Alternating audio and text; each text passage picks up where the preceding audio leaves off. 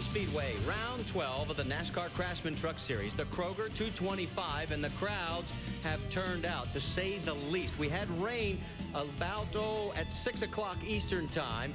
They built it, we came, and they certainly have. The fact the traffic was backed up on I-71 starting at 1:30 Eastern time this afternoon. It's now just a little bit past 7:30. You can see the fans are still filing in, and the rain hit here at 6 o'clock Eastern time, and we're under a bit of a delay, but we are going to get this race started. In fact, there is some of the traffic pulling into this brand new 1.5-mile facility that holds 69,000 spectators, and they are expecting just about every single seat to be sold tonight. And look at these fans.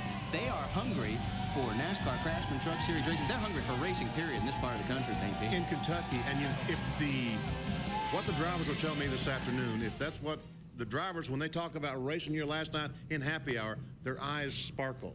They said, this is going to be something special tonight. These trucks are able to draft, just like they did at Daytona, Talladega. The racetrack, they've worn that first layer off the racetrack. They now are getting some grip. They feel comfortable out there. So it looks like tonight's going to be very, very exciting. And when the driver's eyes sparkle, you know you're in for something special. Well, one of the projects that this track had to come about and make a major change was they had a problem with the actual surface. Rather than just doing one patch, they tore up the whole thing and started all over and have done a miraculous job. In fact, there is only one segment that the guys say that they feel any kind of a bump whatsoever, and it's down here in turn 4. That's there. You see it starting the black right on the inside next to the solid white line, going all the way into turn 3, and you see where it ends there. I guess that after the pavement, they still had some bumps there they had to try to fix. And the drivers say that when they hit that, they do feel the truck lift, come off the ground. And when it lands, they're a little apprehensive about exactly how it's going to land. Let's take a look at our track description so you get an idea what the Kentucky Speedway looks like. As we mentioned, it's about 1.5 miles. 150 laps tonight will equal 225 miles. Now, the backstretch is 1,600 feet straight on, but in the banking, it's 14 degrees in the corners, 8 degrees on the backstretch, and the tri-oval is 10 degrees, which is a little bit different than some of the other tracks, and the guys say it actually pitches your truck down to the bottom. When you come off turn 4, they're talking about just taking the truck and just kind of leading it down to the bottom of the racetrack. And that's one reason it makes these guys' eyes sparkle so much, is because if that leads that truck down, they feel like they can drive up on the outside. And last night they had a 100-lap Slim Jim All-Pro race. They did work in a second groove. In happy hour last night, those guys talked about being able to drive on the outside and pass someone. Let's take a look at what happened after Texas. If you had a chance to see the rain-delayed event from there. In fact, this is our 4th rain delay of the season. The points championship is just so close. The closest in all of the NASCAR touring divisions. After 11 races, 47 markers separate Greg Biffle, Jack Sprague, Mike Wallace, and Andy Houston. And Dave Burns is caught up with the man who's going to start on the outside of row number 1, our current points leader, Greg Biffle. And Marty, he knows that 14-point spread he has over Sprague is nothing when you consider the rest of the season now. He is one of the guys who did find a good handle on the new Kentucky Speedway. And Greg, last week when you qualified on the pole, you said you were a little nervous because you knew that you had the truck that could win. You said you're more nervous this week. Now, why? You're on the outside pole. I feel we have about the same truck as we did last week. The truck's real good. The guys did a great job back at the fab shop again, engine shop. And, you know, we got a real good chance to win today. And like my crew chief put it last week, Randy Goss, he said, you know, the only way that we can lose the race is by making mistakes, and that puts more pressure on you when you got that good a truck, is to make those mistakes and look foolish. But, you know, we'll just race these guys hard tonight, and we think we can be there at the end. What do you think the track is going to be like right now? It's rained all night. I've heard some guys say we're going to set up the way that we think it was last night. How are you guys set up? We set the same way. What's going to happen is it's going to be real free, real loose about the first 10 laps, and everybody's going to be screaming about it. And hopefully everybody will keep it under them. But they just washed the rubber off the racetrack, and that's the way the racetrack was when we got here. But, you know, it'll be okay after about 10 laps. I think it'll come in pretty well, and we might have to give up a little bit at the beginning because we got the chassis pretty free to keep turning around this kind of racetrack the whole way. Okay, Greg Biffle will go off on the outside pole. Amy East is standing by with the driver who's now chasing him in the points. Thanks, Dave. And Jack Sprague is one of those drivers that applies a lot of pressure on himself. And after what was almost a devastating Texas last weekend for you guys, how do you bounce back? How do you regroup and come out with a 4th place qualifying position here at Kentucky? Almost devastating. It was devastating, but I tell you, the guys have done a great job. We really weren't that good when we unloaded, and Dennis kept working on the truck, and we really thought we had a shot at the pole. We ended up second practice quick, and thought we had a legitimate shot at winning the pole here in Kentucky. But I tell you, these guys have built an awesome racetrack. These guys got a lot of class. They didn't leave no stone unturned. And I tell you, there's a lot of people here, and anybody that's not here has definitely missed a beautiful facility opening, and couldn't be prouder to be here. Well, we're really excited to get racing, and I know that you told me after happy hour that you almost felt like you were white-knuckling it around this place. Tell me a little bit about the track surface and what your truck does in the drafting situation. Well, actually, happy hour, I was more comfortable then than I had been all weekend trying to get qualified. It's just, you know, it's a brand new racetrack. It's got a lot of grip, therefore you're not off the throttle very often. And, you know, you just felt like you were on the edge of losing it the whole time. But once you untape them and put some downforce in them and get ready to race, it's a whole different story. And it was a lot of fun drafting last night. And, you know, the happy hour deal. But I think we've got a decent truck. I don't think we've got the best truck here, but if I had anybody in my pits other than Dennis Conner, I'd be worried about it. I'm sure he'll make some good adjustments, and we'll be fine. All right, go get him, Jack. Thank you. So we've heard from the top two, and NASCAR in the bluegrass. We're about 30 miles south of Cincinnati, and the fans are still filing in for the inaugural running here at the Kroger 225. Brand new Kentucky Speedway, the 36 trucks that qualified for tonight's event. Drivers have been called to their trucks, so they will be in the process of strapping in, and that means that we're going to be just a few minutes away from hopefully getting this race started. Now, we talked about new faces a little bit earlier. Chris Horn is one of those new faces, and Marty Houston also up front for the first time in a few races in the qualifying, and Amy is with him now. Well, it seems as though Marty Houston and the entire Spears team has brought a lot of confidence to the racetrack lately. You predicted a top 5 qualifying position. You're starting third. Where's all this confidence come from lately? Well, it's the same truck we had at Texas. We ran really good there. Jack's over making faces at me, but I'll take care of him later. Really good motors from Mike Kennedy, and you know, this truck's got a great body on it. Goodyear brought a great tire. We unloaded in the top 5, and we've been real confident here. The rain showers threw a little bit of a monkey wrench into our plans, but you know, we freed up like everybody else and take it a little conservative on the start. We feel like we're real good on the long run, so you know, just put on a great show. This is a great facility, and good Lord's blessed us with some sunshine here, so we'll see what happens. Well, Marty Houston has been called to his truck, so we're going to let him jump in, but we're going to get a quick word with Chris Horn, who's standing by with Dave Burns. And Amy, the amazing thing here is this is a family operation. Chris and his dad Fred have put together this team and are running 5 races this year. He's already finished 16th 2 times at Pikes Peak and at Texas. Now, Chris, you came here and you qualified 6th. Why do you think you guys were so good at this place? 2 reasons. First off is everyone started off the blank slate here. No one had setup sheets. We got a pretty good advice on some setups. And the second factor is we ran last week, and every time you can get continuous track time, it helps you out. That's the biggest thing is when you have a month layoff and try to get back in the seat and run with these guys run every week. It's tough to compete. So we'll have to send you the go-kart track or something. Now, you guys had a little motor problem in happy hour. Have you resolved that? Yeah, we lost the motor in happy hour. Only got 2 laps in. We got another motor brought in from Cedar Rapids, and hopefully she'll last. Well, and I think Benny mentioned it earlier. They build their own, so it's up to them now to see that the second one lasts tonight, guys. Well, and a thing to think about here, I mean, before this race, the highest he's ever qualified is 18th. He's now starting 6th. What an adrenaline rush that's got to be, BP. Has to be very exciting, but he said that he got some good tips from someone on the setup. Who would that possibly be? We'll have to sneak that out and try to find that out for the next time Chris Horn comes around. What are you thinking about coming out of retirement? No, I'm not giving it. But I mean, there's someone feeding some very, very good information. We need to find who that is. Well, I'll tell you what, we're going to find out if we're going to go racing here in just a matter of a few minutes. The drivers have been called to the truck. Stay with us here at the Kroger 225. To erect a 50-story building, 45 miles of asphalt, a state-of-the-art facility. In the movie Field of Dreams, the voice whispered, if you build it, they will come.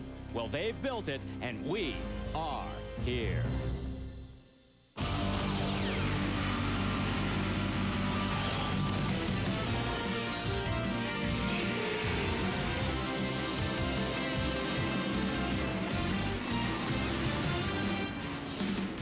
ESPN, the worldwide leader in sports, and NASCAR 2000. Tonight we're live at the inaugural event of the Kentucky Speedway, round 12 of the NASCAR Craftsman Truck Series, the Kroger 225.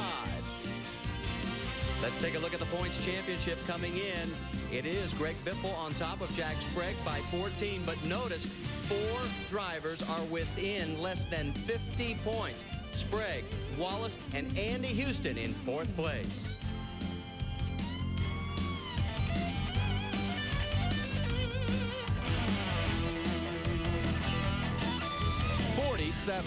That's how few championship points separate the top 4 in the NASCAR Craftsman Truck Series, making it the most competitive series in all of NASCAR.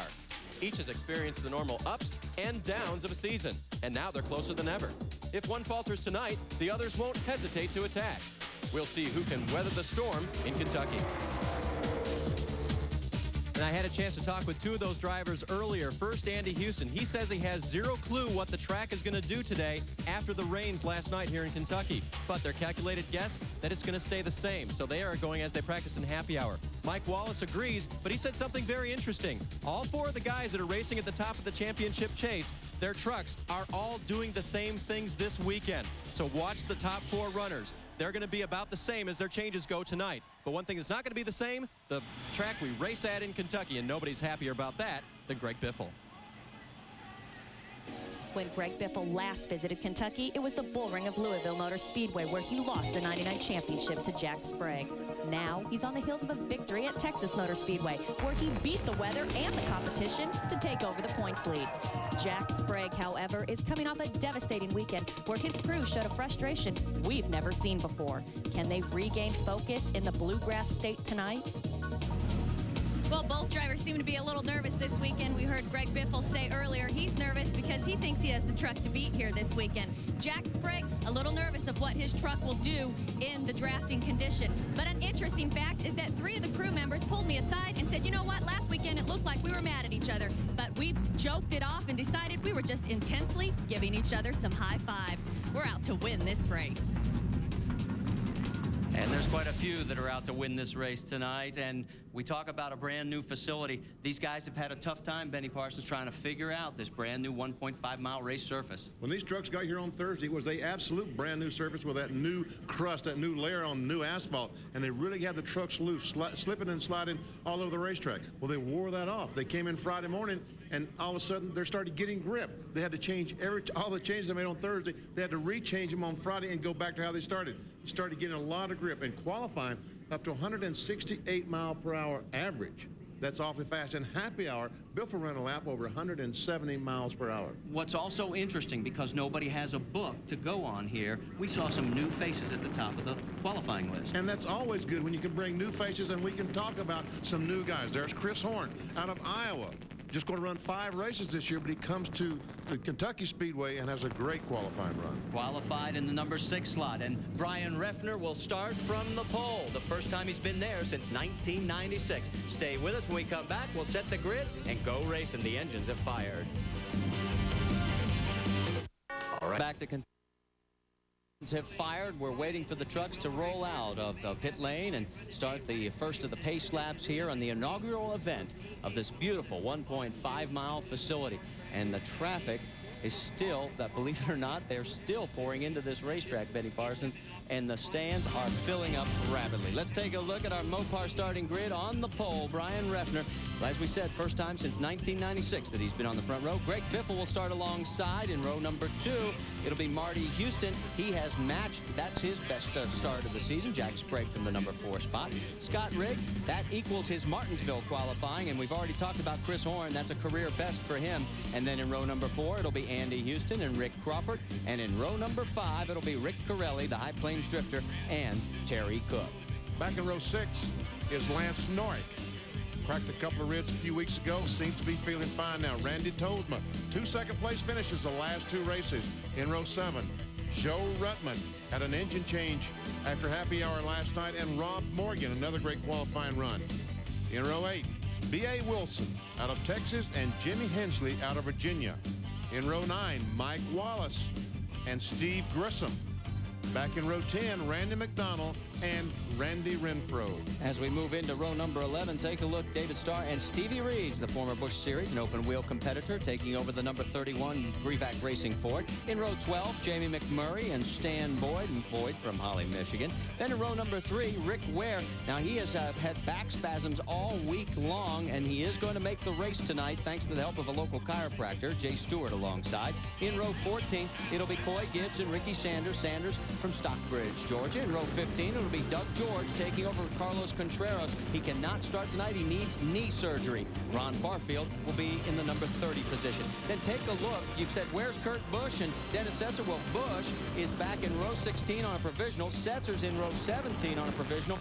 Setzer spun it in qualifying. Busch did not make the call. They were furiously changing an engine and didn't get it done in time, BP. Yeah, Busch lost an engine that last practice before qualifying and could not get it changed. Actually, they got it changed, but put too much oil in the reservoir, in the oil tank, and when they fired it up on pit road to go qualify, it burped a little oil out the tank on the racetrack, and NASCAR would not allow him on the track in fear that he would spill oil on the track. Let's take a look at our onboards. First one up. Mike Wallace, our Team ASE on board. He starts back in 17th. This is looking out the right door of his Ford F-150. Joe Rutten has the Dana Dodge on the inside of row 7 in 13th spot. This is looking off the back tailgate. And Rick Crawford, the Milwaukee Electric Tools Ford, starts outside the 4th row. And inside that 4th row is Andy Houston in the Cat Rental Stores Chevrolet.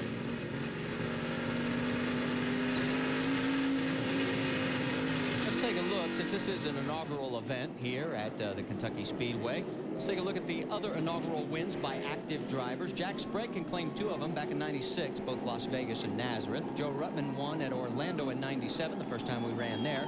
Rick Corelli won the first event at Gateway. And then in '99, it was Greg Biffle winning at both Portland and Michigan. And, of course, the biggest to date, our first running this year at Daytona, won by Mike Wallace. The trucks are on the pace laps. Let's take a commercial break. When we come back, we'll get this race underway at Kentucky Speedway. 12 of the NASCAR Craftsman Truck Series, the Kroger 225, and we have just completed the required pace laps. We are hoping to go green next time by, although we still see the jet dryer out here on the front straightaway, BP. I don't think they'll start the race with him sitting there. No, that's not, that moving chicane is not going to work too well. So they will make sure, NASCAR officials will make sure that this surface is dry. So when these guys take these trucks down in turn 1, well, the first time probably 70 or 80 miles per hour. Turn 3, they'll probably be running 185. They want to make sure that the surface is completely dry. If that dryer looks familiar, it's all the way from the Indianapolis Motor Speedway. Let's get some updates from the pit lane. Amy and Dave. Just a quick observation so far as the mental attitude of a lot of these drivers. Everyone's saying we like Kentucky Speedway because it's a beautiful facility, but they won't really know as to whether they like or dislike this track until the completion of this race. And I know Benny Parsons will agree that a driver's performance has a lot to do with their mental attitude. So with Greg Biffle, his mental attitude feeling as though he can win this race, he is by far probably the favorite down here so far. Dave Burns. Amy, this has been an interesting weekend for crew chiefs. On Thursday, they had an optional test day to get used to the Kentucky Speedway, and it was brand new. They were breaking in the asphalt here. Now, crew chief Danny Guilford, Joe Ruttman, says it is becoming a better racetrack as they go along. But they've been both tight and loose over the course of this weekend, so they're not sure exactly what to expect when the race starts. What they're going to do with their truck, they made it what he calls medium adjustable, which means they didn't throw a whole lot into it to make it adjustable, but they are guessing that the track is going to tighten up tonight. If it goes the other way, they're going to be wrong, and that's the kind of calculated guesses that these guys are making at the start of this event with a brand new speedway. And let's talk a little bit about tires, because it's not going to be an issue tonight, BP. Oh, no, because Goodyear, with this brand new service and unable to test and make sure that they had the proper tire, brought a tire that they know is going to be very, very safe. They're very hard. It's a tire that would use at a larger racetrack than this. A racetrack that's much faster. So these guys should be able to probably run the entire race on the left sides and maybe just one change on the right. One driver said it's so hard Fred Flintstone couldn't wear them out if he tried. They're saying that we're going to have 3 more pace laps to allow to get the final drying efforts taken care of. Now let's talk about what's going to be coming up tomorrow. RPM today at 11:30 a.m. Eastern time on ESPN2, and of course RPM tonight at 9 o'clock Eastern, where you get all the day's racing action. And we've got a lot of racing going on this weekend across this country. For more, log on to ESPN.com.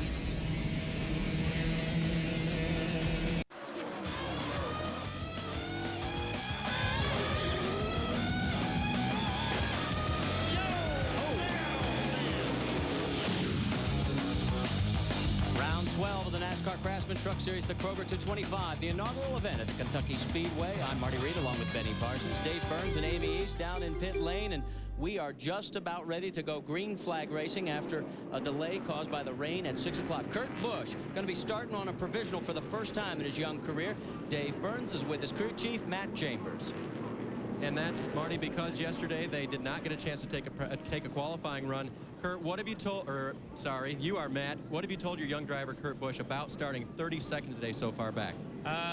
Kurt's been doing a real good job of being patient at the start of the race, and we're going to do the same thing. We talked about just being calm and patient. Our truck's good enough that we don't need to do anything fancy to make it to the front, so that's all we're going to do. Did happy hour and the speeds he ran there give him confidence about starting so far back?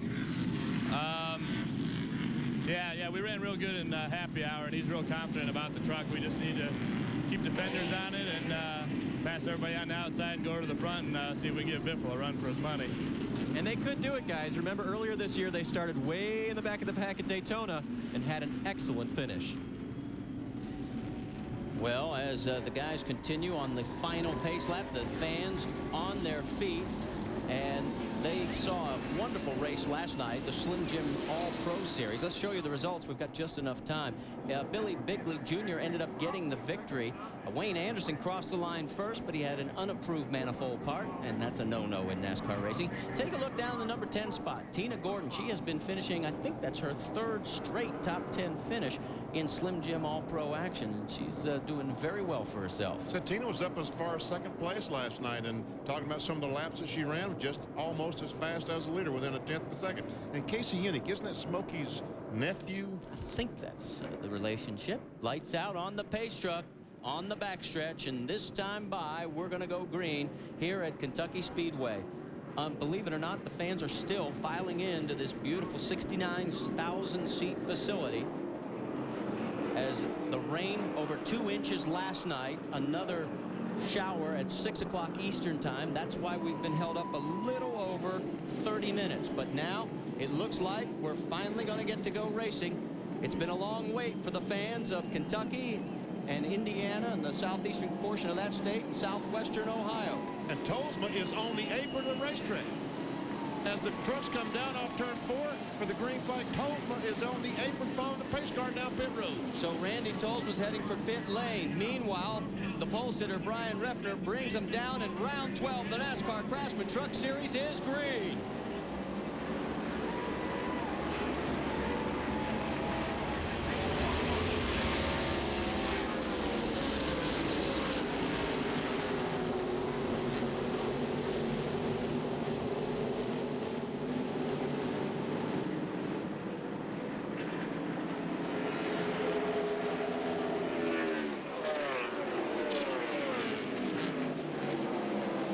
Coming through turn 3 and 4, Reffner pushes Biffle high. They come out okay, unscathed. Who's going to lead the inaugural lap? It's going to be a pole sitter, Brian Reffner. But just barely now on the inside is Marty Houston, and they're 3 wide for just a second as Biffle takes the lead. So it's now Biffle, Reffner, there's Sprague, and the 75. And look at the front of your screen there. That is Randy Tolsma trying to keep from going 1 lap down. He's 36th in this field. He better get on his horse. Amy, what's the story on Randy Tolsma? Oh, crash in turn number 3. We've got contact in turn number 3 and trucks going all over the racetrack. Looks like Chris Horn, the red truck down on the inside.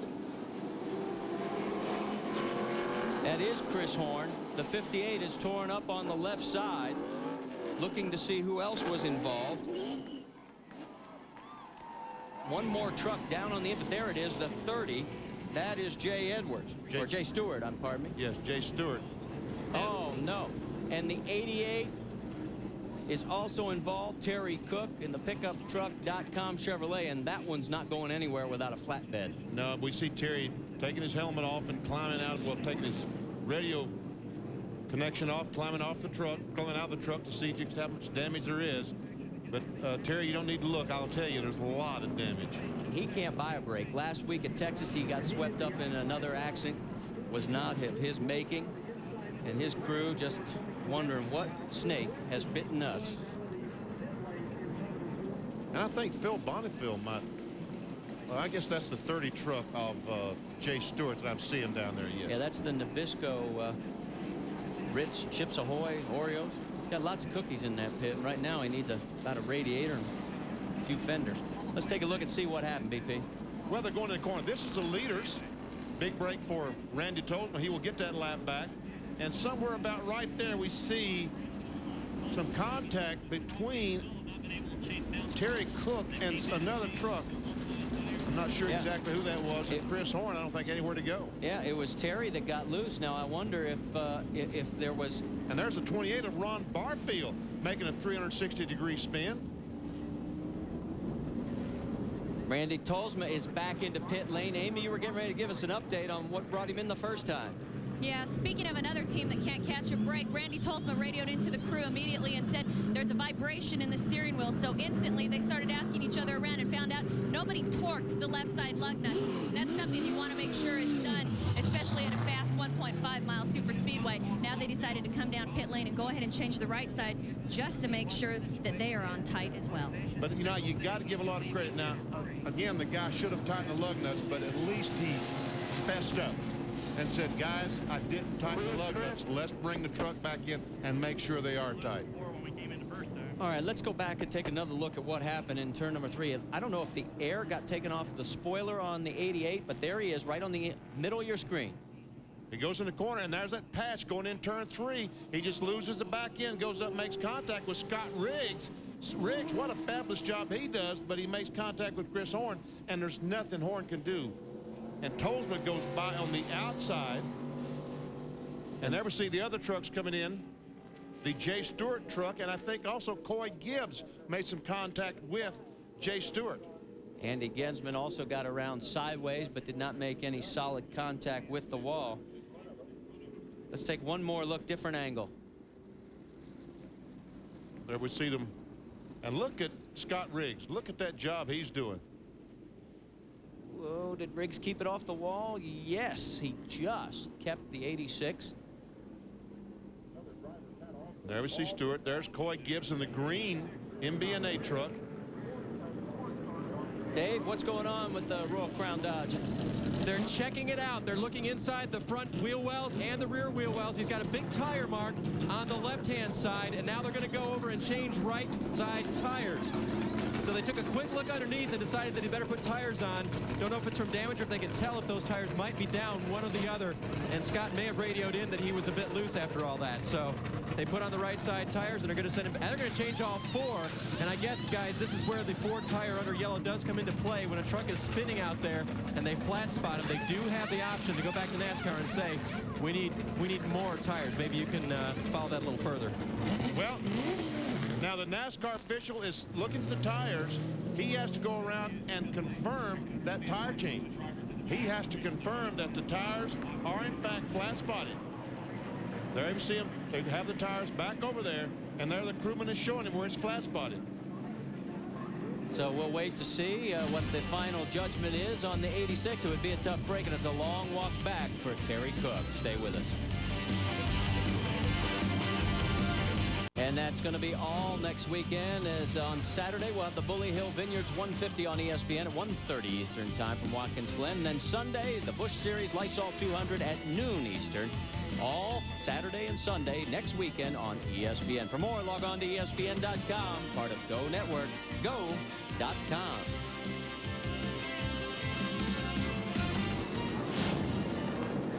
Now there is the 86, and Dave, what's the update on the tires? Was it an approved change? Fortunately for them, Marty, yes, it was an approved change. These are the 2 front tires from Scott Riggs' truck, the left front and the right front. Now, the right front, you got to go a long way before you find the damage that they were talking about. Somewhere in here, perhaps around the back. We can't spin it right around. Now, the tough part about it was, this is a brand new team, and Charlie Long told right front tire changer Kenny Majors to go around to the right side and check that tire. Was it flat spotted? Will we get it approved if we get this call for us? And Kenny Majors nodded his head and said, yeah, it's flat spotted. So that was a real gutsy call for a new team and for one of the late model guys that Scott Riggs brought with him, front tire changer Kenny Majors. Well, Riggs has 4 top 10 finishes in 5 starts this year. This is only his 8th career start in the NASCAR Craftsman Truck Series. Stay with us. We hope to go back to green flag racing when we come back to Kentucky Speedway.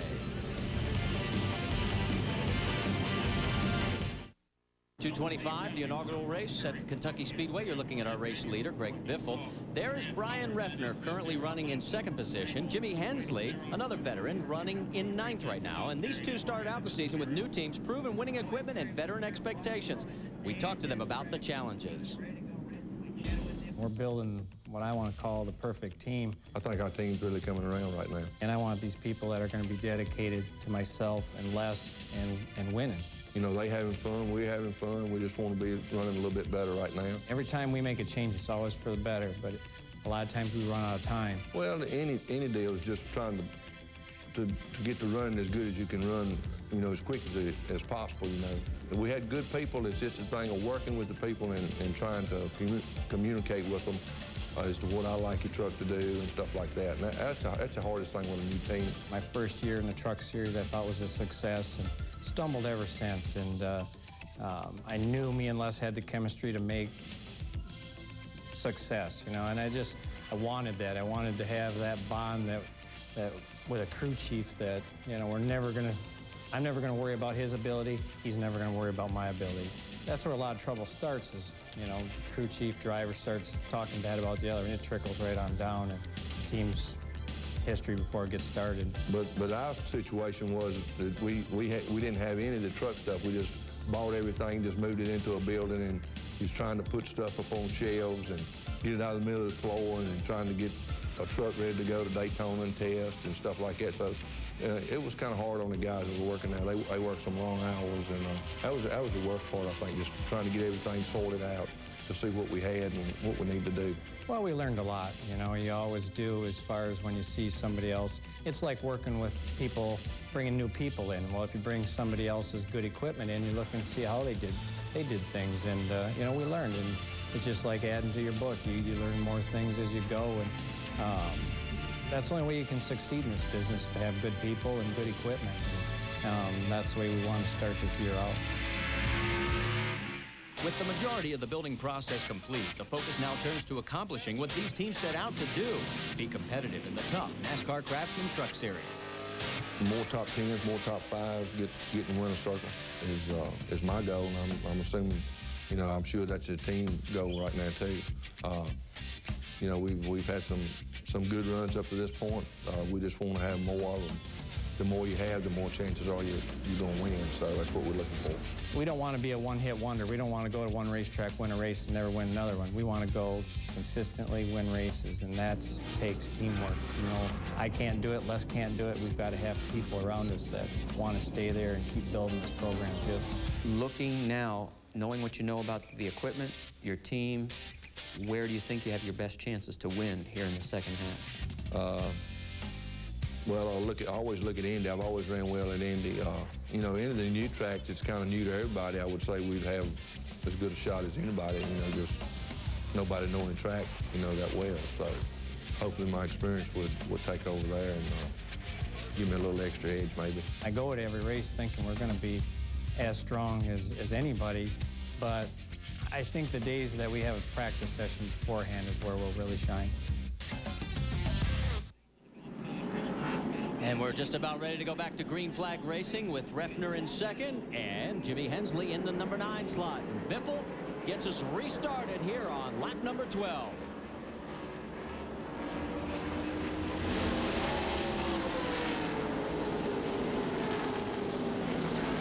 Mike Wallace, the 2 truck, driving up on the outside of Corelli, taking away a spot. You know, with all this early lap excitement, we need to let you know that Kurt Busch has moved from 32nd up to 20th already. That's one truck. There you saw the number 90 as well. Lance Norrick has moved up to the 7th spot. And Corelli now getting a challenge from Jimmy Hensley in the 16 truck that we talked about. And a battle for the lead. Brian Reffner goes to the lead in turn 1. So Reffner takes the top spot from Biffle. There's Marty Houston right on Biffle's bumper. Oh, Biffle's loose.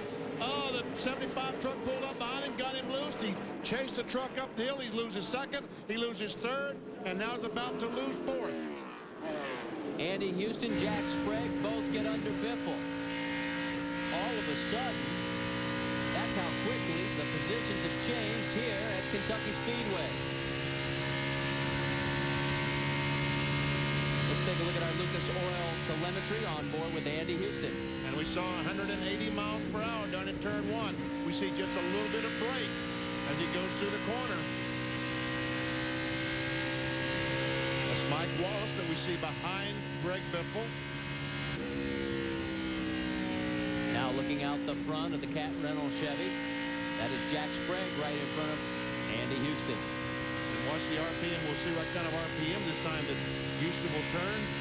84, 5, 6, 7, 8,800 RPMs. Right down next to that white line.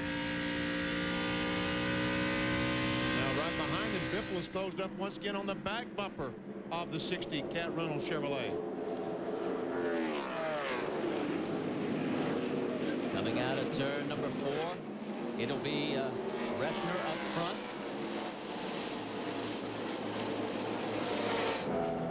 There is Kurt Busch. He is making his way up the track. Trying to go by Joe Rutland. Battle for the 10th position already. Yeah, he's gotten into the top 10 just that quickly. And watch as he gets by, Rutland just pulls away from him.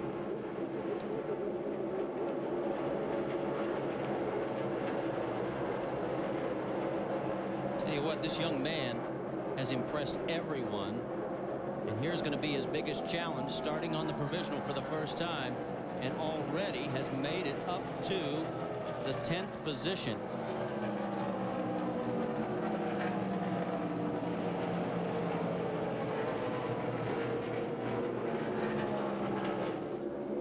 And Marty Houston closing in on the 3 truck of Brian Refner.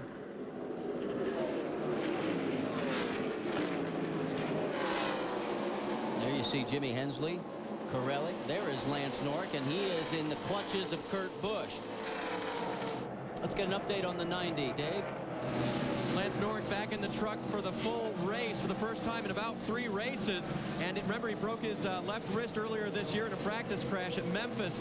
He's doing well so far, according to the crew, and he had to dirt track it around that first incident of the night. And even after that, he did not have any problems with the left wrist. So as Lance Nork continues to cycle around here, so far, the wrist is holding up just fine. Yeah, it's the left wrist, and he's got 13 screws and a titanium plate in there, and he's out there running in the 10th position right now. Joe Rutman right behind him. And look at this. There is Jack Sprague taking second away from Houston, and here comes Andy underneath brother Marty. This is going to get interesting. Andy's going to take a run at Sprague for second. Well, Marty Houston and Jack Sprague got delayed just a little bit. Both of them had to get off the throttle off the corner, which allowed Andy Houston to drive up into second and allowed Biffle to come up on the inside of Jack Sprague. And there is Biffle side by side with Sprague. That's first and second in the points. On board with Andy Houston. You know, Houston's average finish on the super speedways, 6.3 in 2000. It ranks second only to Greg Biffle. That is a great battle back for the 3rd position. Mike Wallace looking on the inside of Biffle. You can hear Max Jones talking to his driver, telling him he is inside of you. Let's go on board with Mike Wallace. Wallace currently running in the 6th position.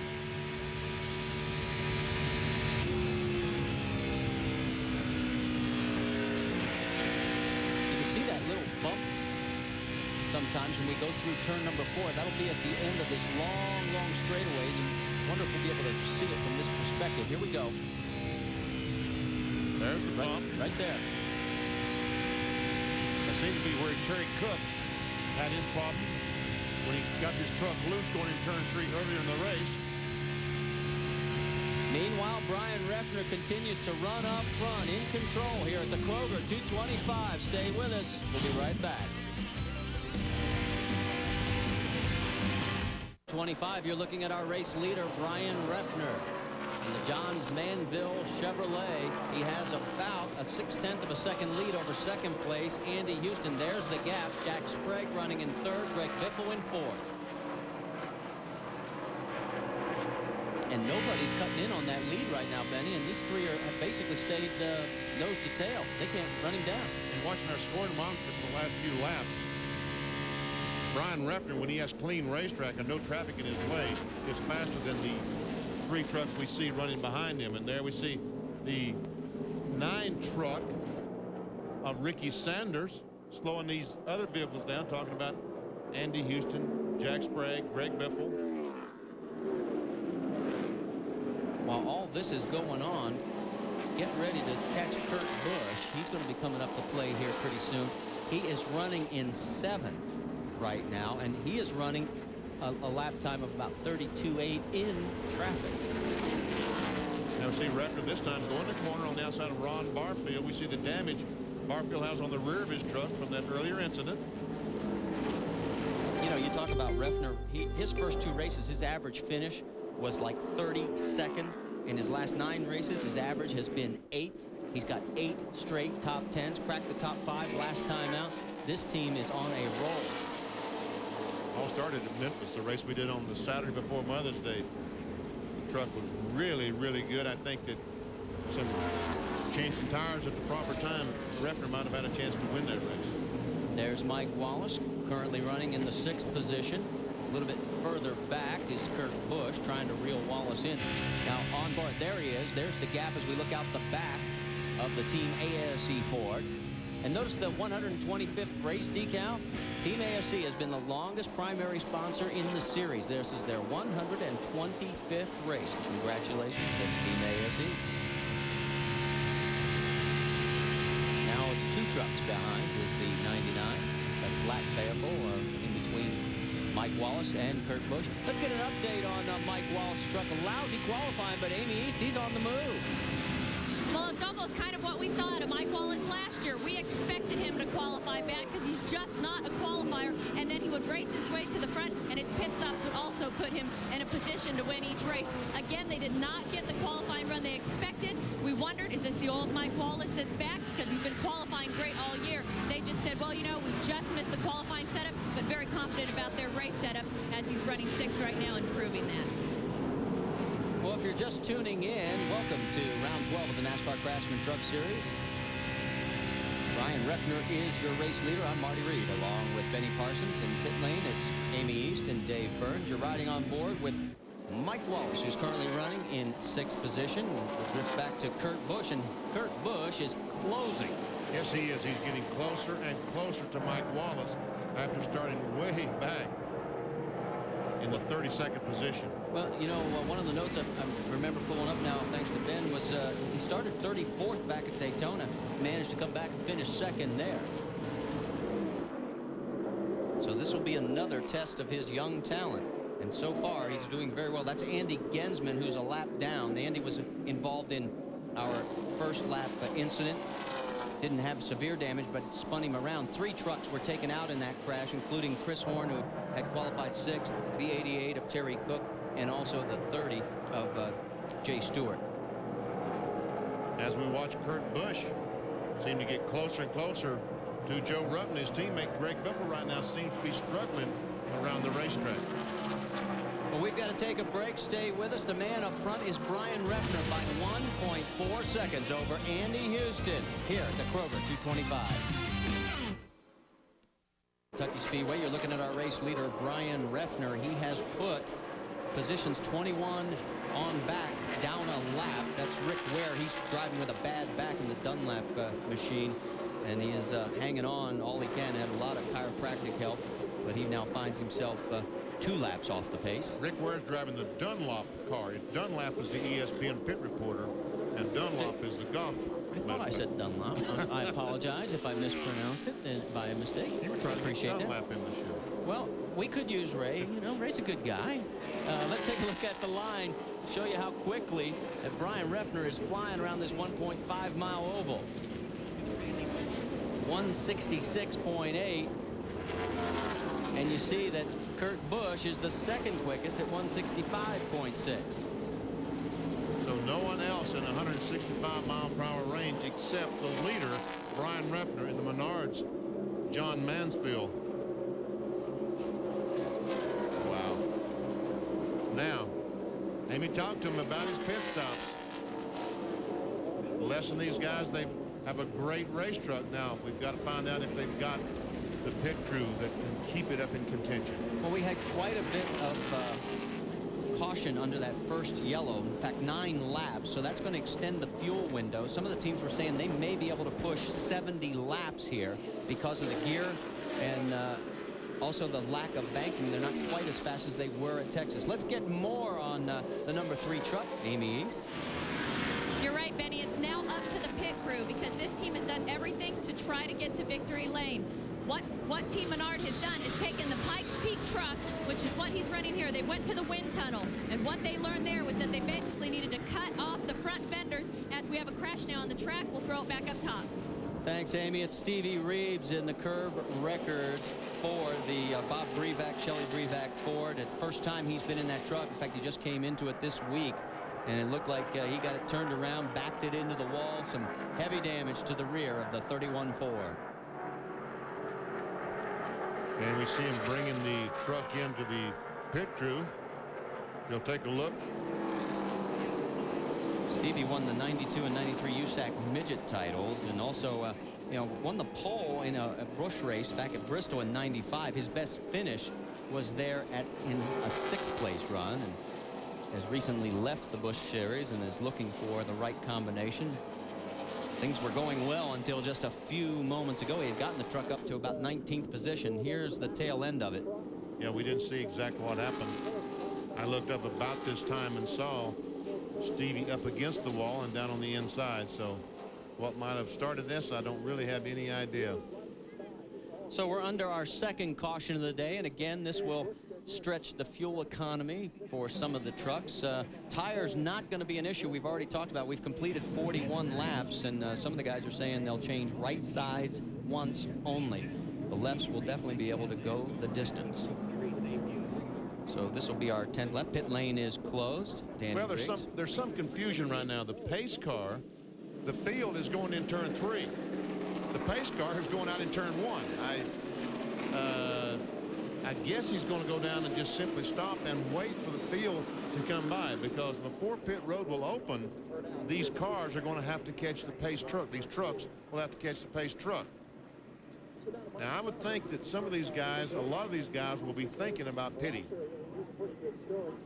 Well, we'll find out. We'll take a commercial break, come back, and find out if Brian Refner and anybody else will bring it in to pit lane here at the Kroger 225. On 2 right side tires, tape on the front to loosen him up coming off the corner. Amy East. This is their chance to get Brian Refner out front. They've done everything to make that truck fast. Now they have to perform in the pits. Greg Biffle is also taking on right side tires, a little tape off the front and a spring rubber in the right rear. Menards has done it. They got Brian Refner out first. Stellar pit stop for the 3 truck. Jack Sprague's going to pick up second as a result of quick pit stops. Greg Biffle will be third. Andy Houston will drop back to 4th. Kurt Busch picks up a spot from 6th to 5th. Marty Houston, the big loser here, he goes back to 6th. Dave, Dennis Setzer's in. Earlier in the race, Marty, they were about to get lapped when that caution came out. Big break for Setzer. They had a vibration. I asked Howard Comstock if he knew if it was motor. He said he did not know. Now they've been under the hood, and I can't tell exactly what they've done. The truck sounds solid leaving, and they changed tires on Setzer as well. So hopefully they fix some of those problems. Yeah, he came in 20th position, and so he's going to have still a long road to go. In fact, Setzer started back in 33rd position, has not had the success that Kurt Busch had. No. And that's surprising, because you really feel like that, this Mopar #1, one of the better trucks on the circuit, There is Brian Reffner trying to get some heat into those tires. We've got a lot more racing coming up on ESPN2 and ABC tomorrow. Pikes Peak coverage, Indy Racing today at 11 a.m. Eastern time over on ESPN2. And then it's the Indy Racing Northern Lights Series, the Pikes Peak Indy 200, as ABC Sports goes racing in the Rockies with Buddy Lazier, Greg Ray, Al Unser Jr.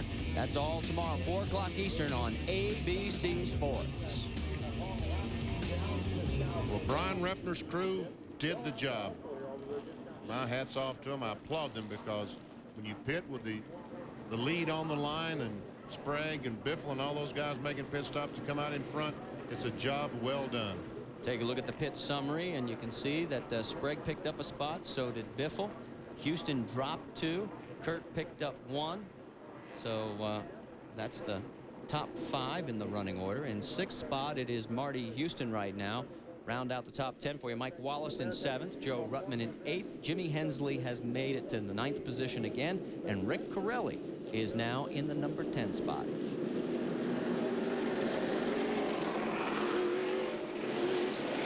Rick Corelli, on Friday during practice, I was really shocked to see who was here helping him. Todd Berry, Kevin Harvick's crew chief in the NASCAR Busch Series, the AC Delco Chevrolet, was here helping Corelli. And I said, what are you doing? He said, he's my friend. He needed some help. I thought I'd come help him. Dave Burns. Well, and Benny, Todd Barrier had trouble getting back to Myrtle Beach. He had to stay overnight at the Cincinnati airport because of the thunderstorms last night. He finally got out and over to Myrtle Beach today, having to go through Washington National. It was a long week for Todd Barrier. Ah, yes, the wonders of travel. Well, we're traveling again here at Kentucky Speedway as we start on lap 46. And look at Sprague trying to go underneath Reffner. And he's got him. Well, here comes Reffner back on the outside. A little almost contact. Sprague now back on the inside. This is for the lead. Got a drag race down the backstretch. And Sprague is one of those 5 bonus points. The NASCAR Craftsman Truck Series just like this Winston Cup. Bonus. Oh! And Biffle almost lost it, and his teammate Kurt Busch on the outside for second. Busch has got a rocket ship in the Exide Ford. He has taken over the 2nd spot. Here comes Houston right behind Busch. Then there's Mike Wallace. 5 trucks. Now 6 with Marty Houston in the mix. Whoa, Andy gets loose. Makes a nice save. Loses about 3-4 spots. And Kurt Busch will take that 2nd place as Biffle falls in behind him.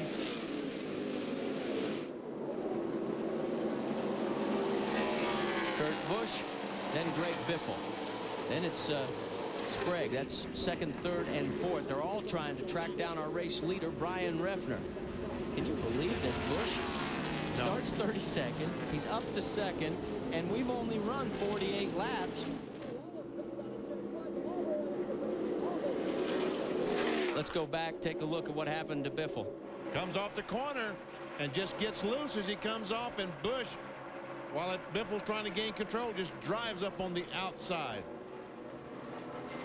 Look at that. They were thinking about going 3 or 4 abreast there for a second. Now, back to the real-time action. You're on board with Mike Wallace. Wallace got a little high. This is the battle for the race lead. Kurt Busch has reeled in. In fact, he ran 0.4 of a second quicker that last lap on our race leader, Brian Reffner, and now he's right on his back bumper. Warning him that there's a slower car on the inside, and Busch is running an entirely different line than any other truck I've seen. He comes off the corner a lot wider. And it's unbelievable that a young man like that can find the fast way where his truck wants to run around the race, but find that fast groove. There's a slow car that the Sparta was warning them about. And you're right, Benny. He does like a little bit higher line. And right now, these 3 trucks seem to be putting some distance on Jack Sprague. That was Rick Ware that they got around. Watch Busch as he comes off the corner and really lets that Exide truck wander out right against the wall.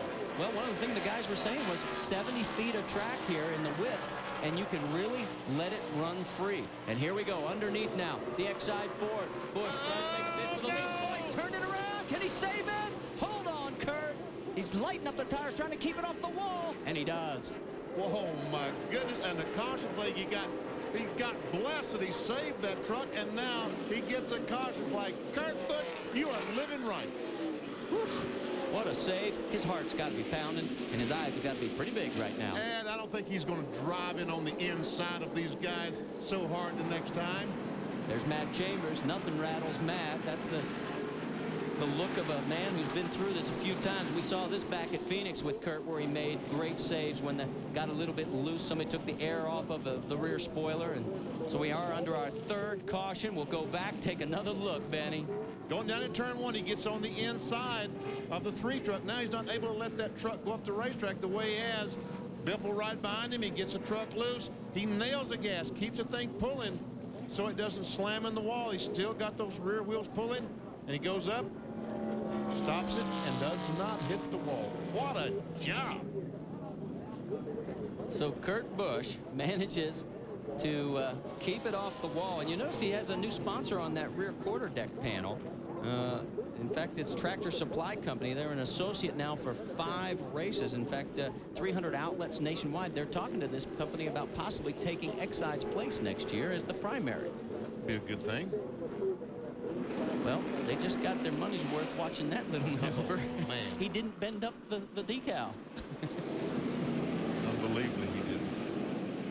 So we're under our third caution right now, and it looks like some drivers are going to take some tires. In fact, Sprague is going to duck off. Refner stays out. Sprague in third position is going to lead a group of drivers who are going to get some fresh tires, including Kurt Busch.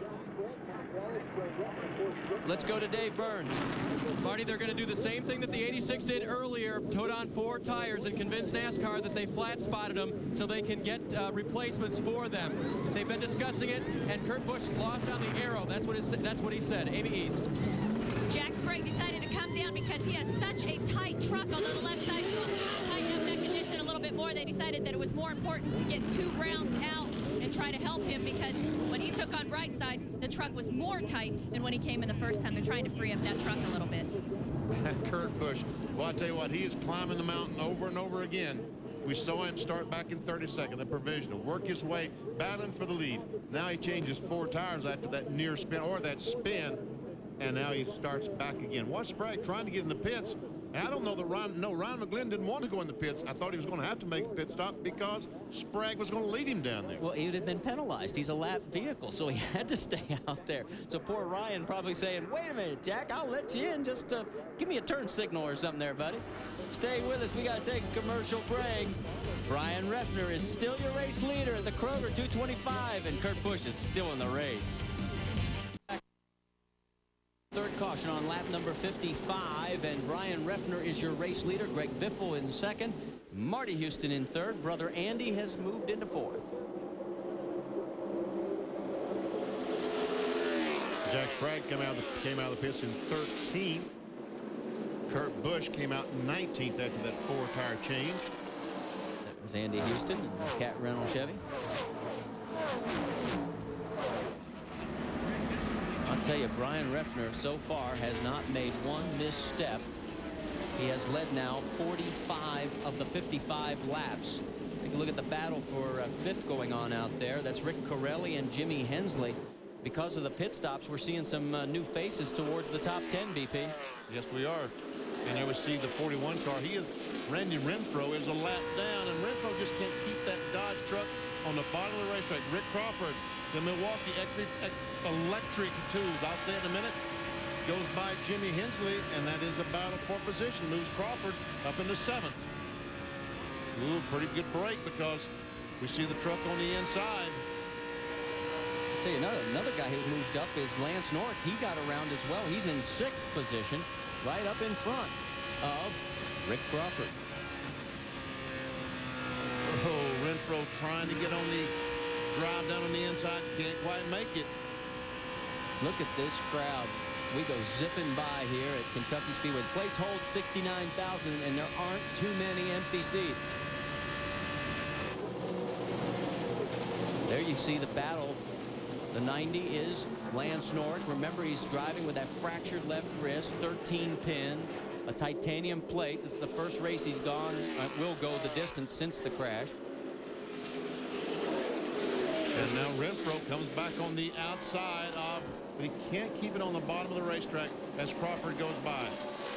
There's Rob Morgan and Randy Tolsma also in this mix. We're on board with Joe Ruttman looking out the back. There's Tolsma on the bottom of the racetrack. Remember, he was dead last in this field at the first lap because he had to pit and tighten some lug nuts. Well, Joe Ruttman has had a decent weekend, but he's had radio problems today. He can hear the crew, and we've got Ryan McGlynn around on the track. Trouble for him, the trouble for Ruttman, radio communication. They're having to use hand signals and old-fashioned wiggle the truck if you're loose when you come by the start-finish line. That kind of communication, but that's okay. Hey, Joe raced when they didn't have radios. Our fourth caution of the evening for Ryan McGlynn. Boy, he took a terrible crash back at Monroe. This one's not nearly as bad, but it looks like it's going to be enough to put him in the trailer. I saw a sponsor on the quarter panel, JRJ Paving or something. I sure hope that they will help Ryan McGlynn, because this young man works awfully hard to come each and every NASCAR Craftsman truck race. There we see the 00 of McGlynn going down in turn 1 as Crawford goes by on the outside. McGlynn takes it down, and Crawford comes down and really squeezes down on Ryan McGlynn. They make contact, and Crawford almost lost it, but McGlynn, trying to avoid crashing Rick Crawford, puts himself in the outside retaining wall. Well, hopefully the damage won't be too bad. Here's the tail end of it. He hit the quarter panel pretty hard. But remember, they put some more reinforcing bars in that corner of the truck. McGlynn has made it back to pit lane. Crew is inspecting the damage and see if they will be able to get him back out. He'll definitely lose at least one lap as the pace truck is coming by right now. And here comes race leader Brian Refner. So now those trucks that stayed out last time are coming in this time. 45 miles an hour pit lane speed. Corelli the first to his pit box. Here come the others. There's Marty Houston. Let's go to Amy East. Well, we haven't talked a lot about Marty Houston, but he's been running really well. They decided to come down and get left side tires and fuel. As now it looks like Randy Tolsma is also going to come down. Now remember, they are on the lead lap after their misfortunes earlier in this race. They're going to take on right side tires. Make sure those lug nuts are tight and try to get him out of here.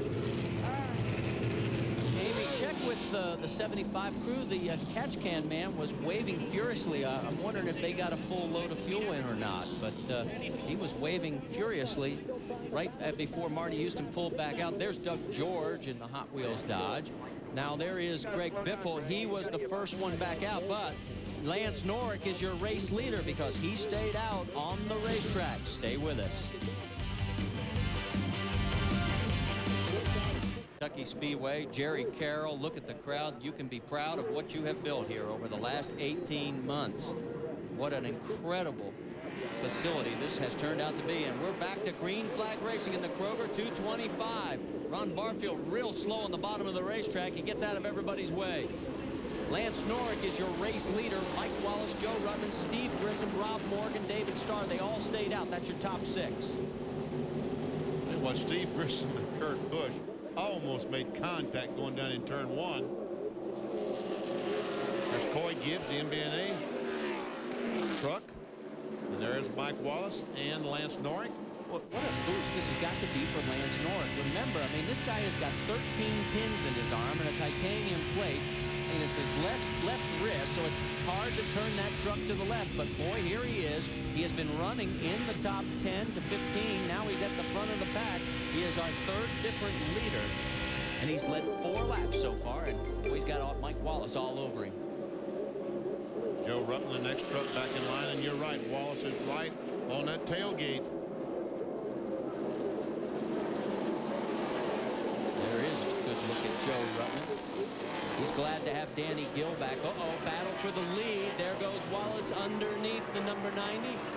And Norrick has to go a little bit high. Wallace wiggles just a touch. Takes over the top spot. Make him our 4th different leader.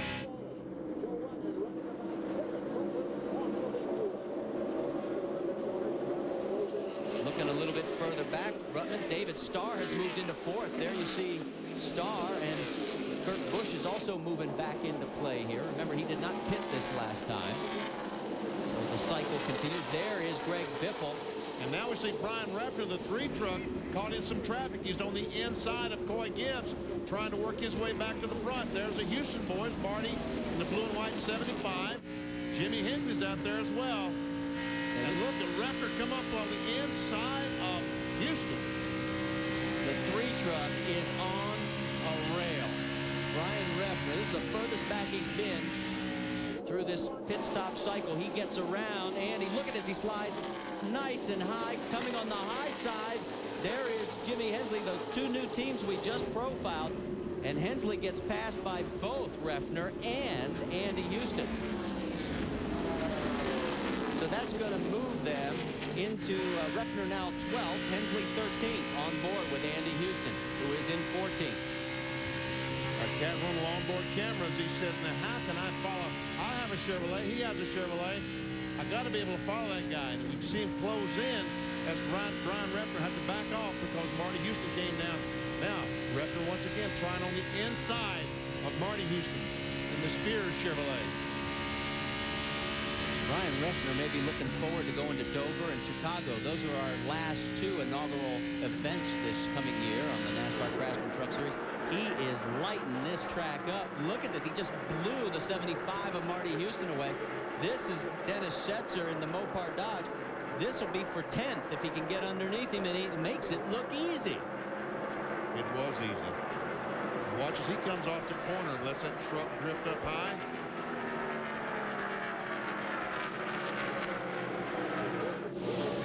There's Kurt Busch going around. David Starr, that is for 4th. Starr, this is the highest he's had John Conley's truck in a long time, and he's sandwiched right now between Busch and Sprague. Let's get an update on Kurt Busch. Dave? Marty, after that spin, Kurt Busch was having a lot of chatter with his crew. He said there was no way that this truck will run out front. It was so pushy, there's no way I could drive it. So they have a real problem there when he's out by himself, but when he's running with other trucks, he really loves it. Now, they've been trying to calm him down and tell him that he can go to the front, albeit carefully, and that's what they're trying to get him to do now. But Kurt was asking him, what do I do when I get to the front? The truck is that tough to drive when he's out in clean air. Wow, that's a bizarre problem. Usually it's the other way around. It's a mess in traffic. Look at this. Greg Biffle going under Dave Starr. Starr can't get to the bottom of the racetrack. Rob Morgan's going to come along, and here comes Brian Refner. But David Starr in Conley's truck hanging tough on the outside. John Conley builds his own motors, builds the truck basically every time that they work on it. They have worked this entire operation from start to finish.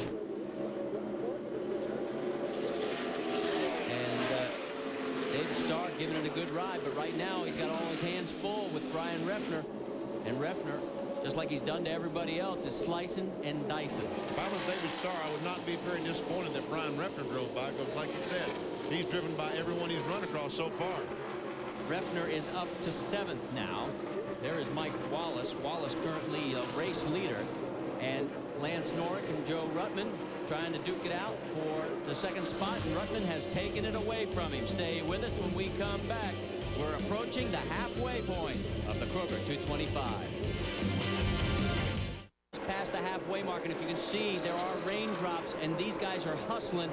Brian Refner has gotten around Greg Biffle. This is a battle for 5th on the racetrack. Mike Wallace is your current race leader. Biffle's coming back out on the outside. So at the stripe, Biffle's 4th, Refner is 5th. There is Mike Wallace, the race leader. Boy, if it rains right now, Mike Wallace may be the one who is in the catbird seat. Take a look at the windshield. Right now, I don't see any raindrops. I don't see any raindrops. Yeah, there's a maybe there are some raindrops. Maybe that is rain that I'm seeing. I thought it was bugs, but it could be rain. As it comes down to the line, completes yet another lap. Going by the Stewart automobile, the Nabisco car. Started 17th. Right now, he has made it to a 1.5-second lead. This is the battle for 3rd. Busch, Biffle, Refner. Coming down the backstretch. Biffle look on the inside. We saw Joe Ruttman, the 2nd place truck, the blue truck, go by. They've got Jay Stewart to work their way around. Everybody goes high, makes the pass cleanly. We did see some raindrops that time, and we do have a yellow flag. The yellow is out, and it is for rain. So Mike Wallace is the man at the front of this pack. That is Brian Reffner's pit. And they are probably, maybe, second-guessing themselves, BP. Well, for pitting, that's, you know. He pitted back at lap number 60. And that's always the toughest decision to make. I mean, if you looked around, it did not look very threatening compared to what it was at 6 o'clock Eastern time tonight. But all of a sudden, we have got a lot of rain starting to come into the racetrack vicinity, and it is going to put us, there you can see it in the camera shot, and it is really starting to come down. Oh, we can see some serious rain right now. Yes, we can. Huh. Oh, man, that's too bad. A great facility, a beautiful facility here at Kentucky Speedway. And we had a lot of rain over the weekend that has made the parking lots very difficult here. And we can see the rain now has slowed the race down. Waiting for NASCAR officials to take a look, deciding whether or not they would want to stop this race. Now, take a look at the points. Biffle would have a 24-point lead over Mike Wallace. Jack Sprague would drop to third. Andy Houston would remain in fourth, but he would be 74 markers behind. Kurt Busch in fifth, 121 points out of first. And you're on board with Andy Houston right now, as Houston shown in 8th position, and there it is really apparent how much it is raining here at Kentucky Speedway. Stay with us. We'll take a commercial break. Keep your fingers crossed. At Kentucky Speedway, and we are under our 5th caution of the night, but we have passed the halfway point. But Benny, we were listening, and before we get into that, let's remind you about Detroit coverage. CART today, 10:30 a.m. Eastern time on ESPN2 tomorrow, and then it'll be the CART FedEx Championship on ESPN, the Tenneco Automotive Grand Prix of Detroit at 1 o'clock Eastern. Max Pappas has the pole for that one. That's tomorrow on ESPN. For more, log on to ESPN.com, part of Go Network, go.com. So far, we just haven't lost the racetrack. It's still, just in a few minutes, could be back in racing condition if it were to stop raining. And that's why they're keeping the trucks out, but I'm starting to see the trucks leaving the track as they go around the racetrack, and that means that we are getting quite a bit of moisture on the racetrack. One of the interesting conversations we were listening during the commercial break, the radios, the guys were saying, you know, the guys that are not in the lead, Andy Houston was one, he said, hey, this is a brand new racetrack. They got a lot of fans out here. We're going to be here a while. They're not going to want to finish this one without going the distance. So, and I got to believe that's true, too. NASCAR always wants to try and do what they can to, especially look at this crowd. I mean, it has just been fantastic. The rain last night came down so hard, you had to stop on the freeway. It was 2.5 inches. Start-finish line on pit road. So we'll meet you wherever you stop.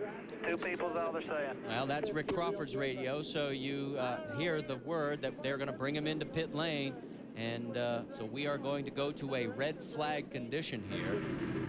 And we're on board with Joe Ruttman, and you can see just how much rain is on the Dana Dodge. And Danny Gill back for a second race, and he is with Dave Burns.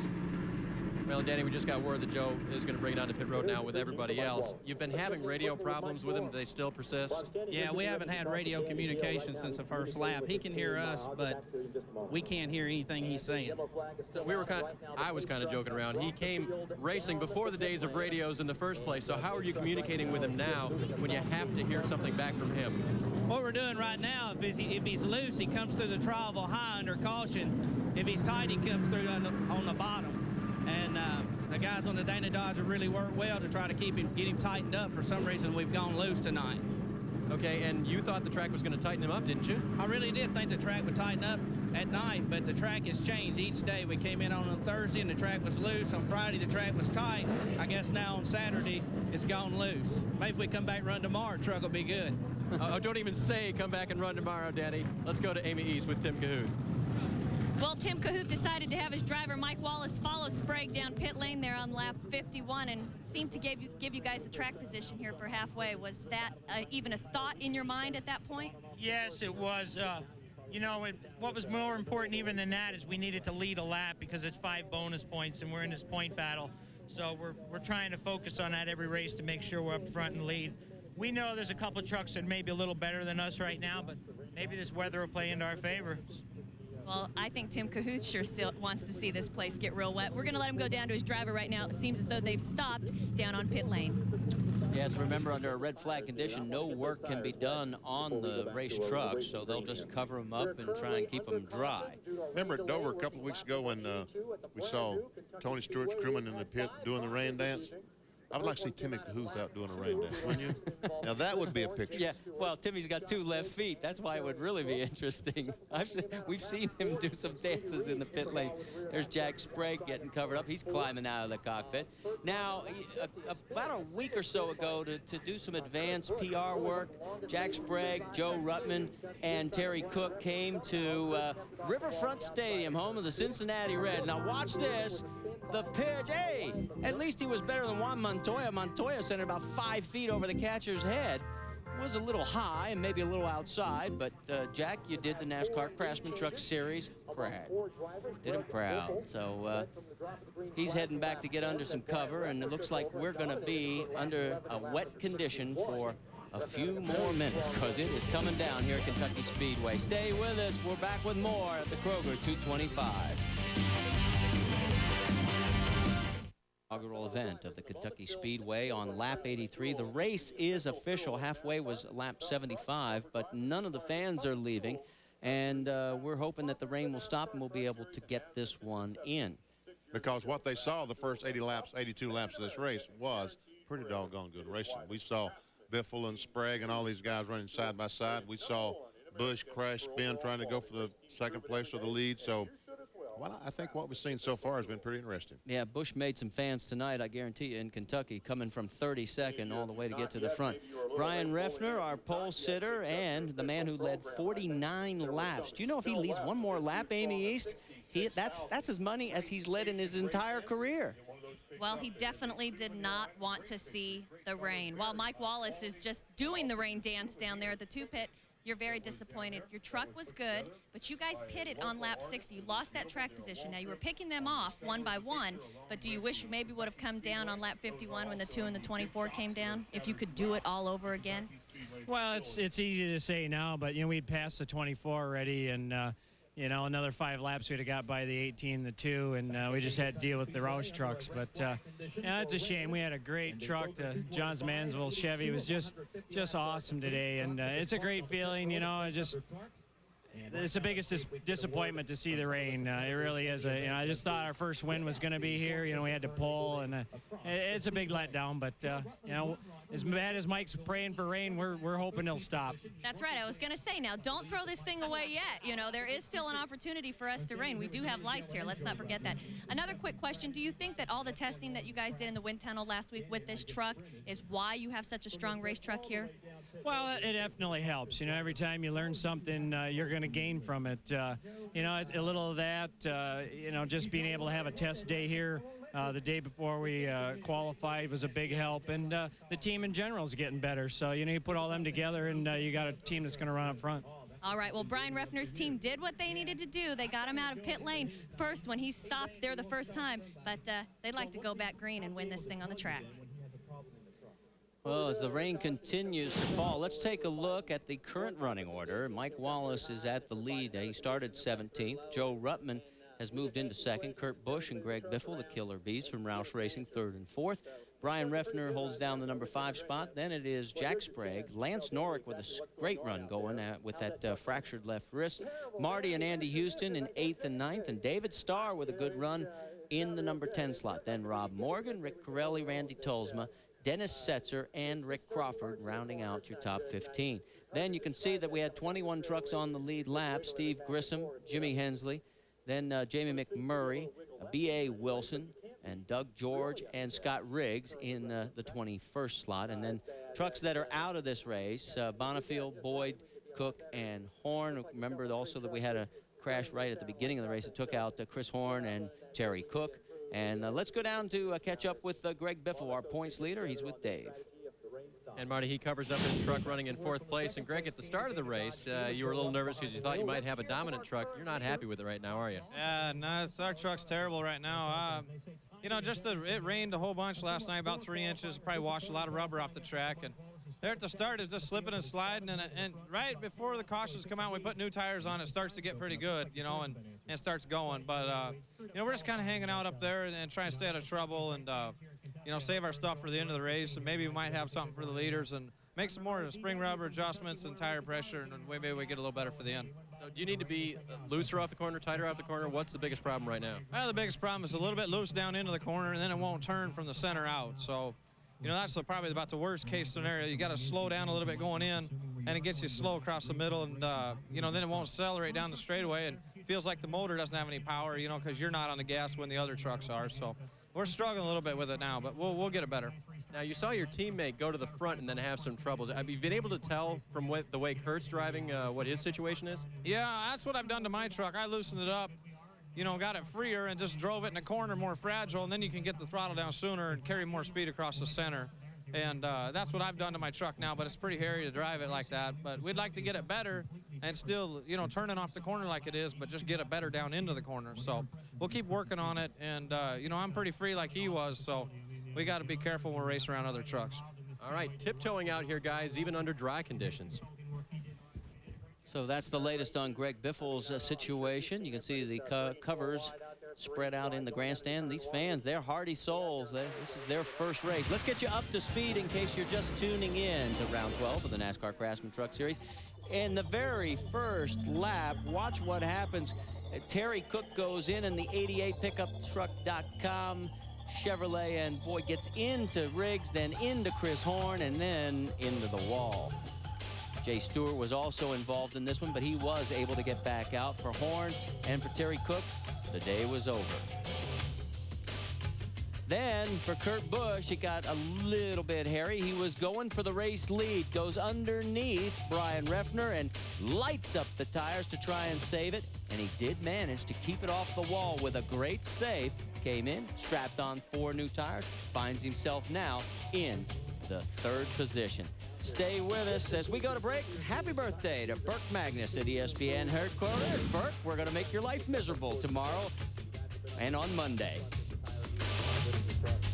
A red flag condition because of rain, and it's the second time it's rained since 6 o'clock. We got the race started about 32 minutes late, but as we take a look at our Dodge race recap, we are stopped here on lap number 84. Mike Wallace is our current leader. He has led 18 of the 82 laps, and 4 lead changes, and we've had 5 cautions now for 23 laps. Average speed is 106.7 miles per hour. And then there are the 4 guys that have led, and so far Brian Refner's led the most laps. Remember, you get 5 extra bonus points for leading the most laps. Wallace, Biffle, Norick also pick up 5 bonus points. Then out of the race, Phil Bonifield, Stan Boyd, Terry Cook, and Chris Horn.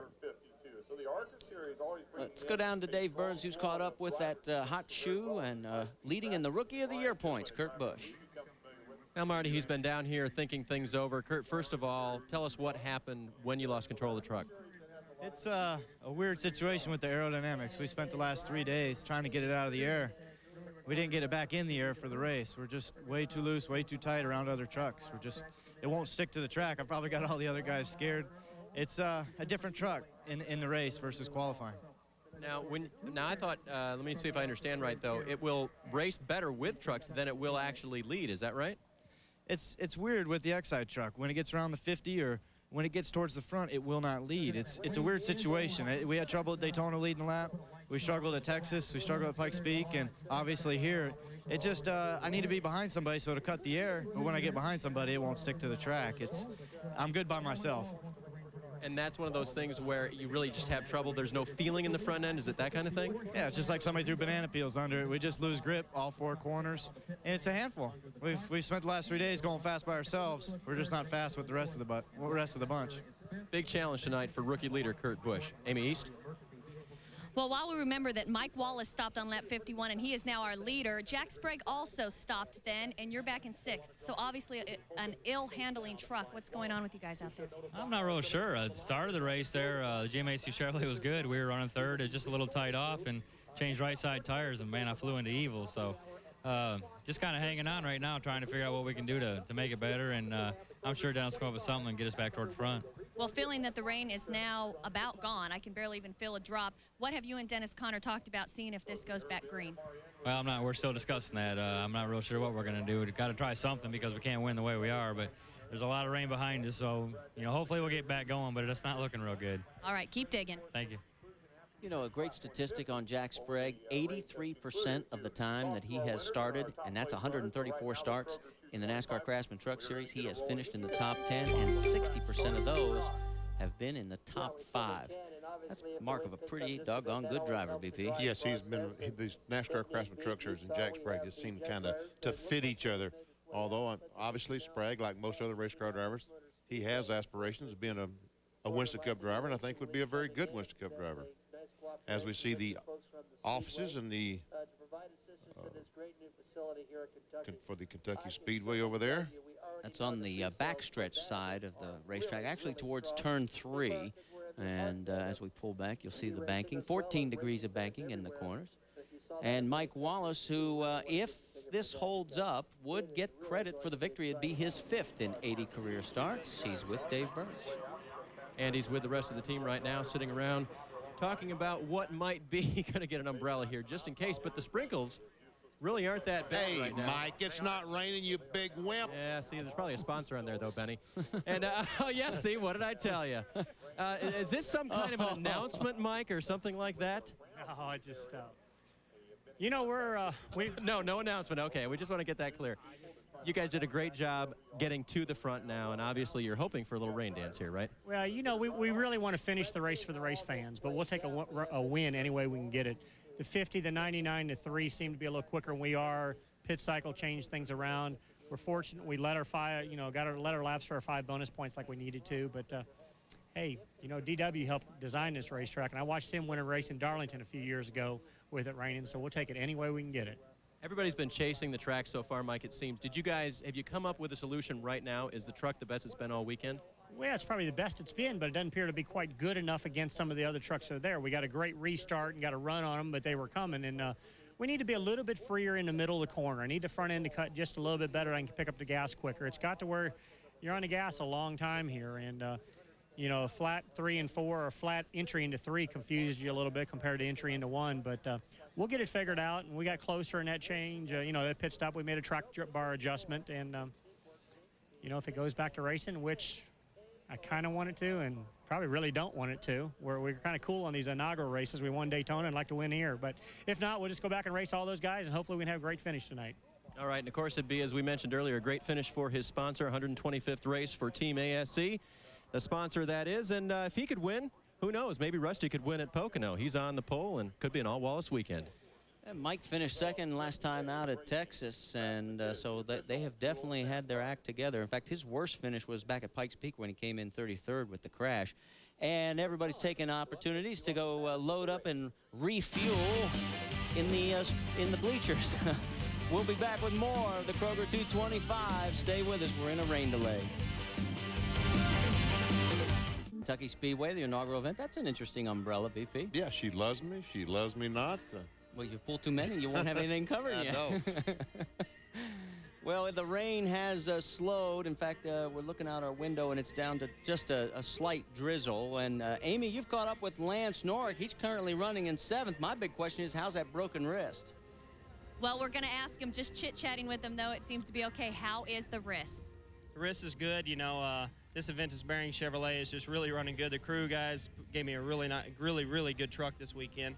This facility here in Kentucky is absolutely awesome. You can run 3 wide anywhere on the track, 4 wide in places.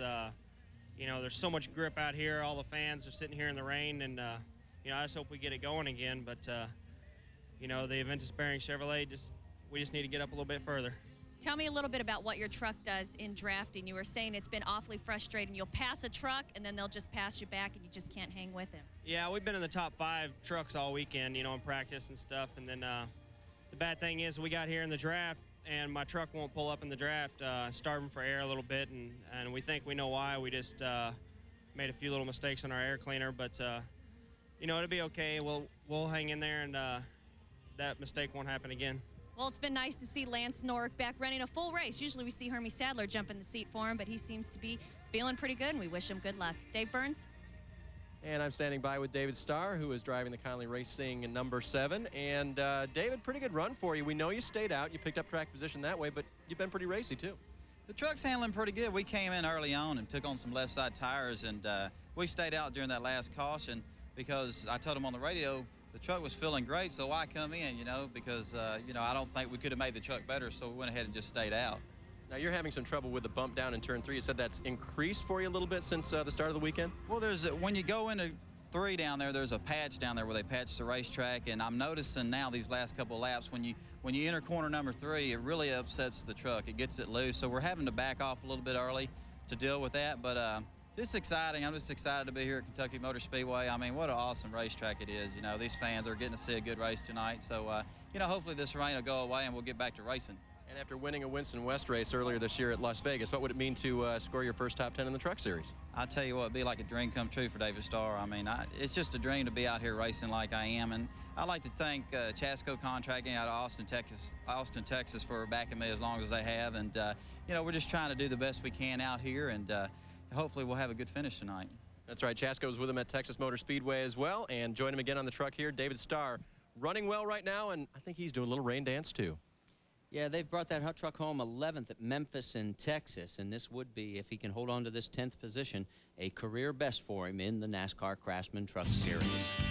Now we got some hot rod action coming your way from Columbus, Ohio, actually Kirkersville. It's a little east of Columbus, Pontiac Excitement Nationals. And it is going to be tomorrow on ESPN2, NHRA action. For more, log on to ESPN.com, part of Go Network, go.com. Stay with us. Back with more right after this.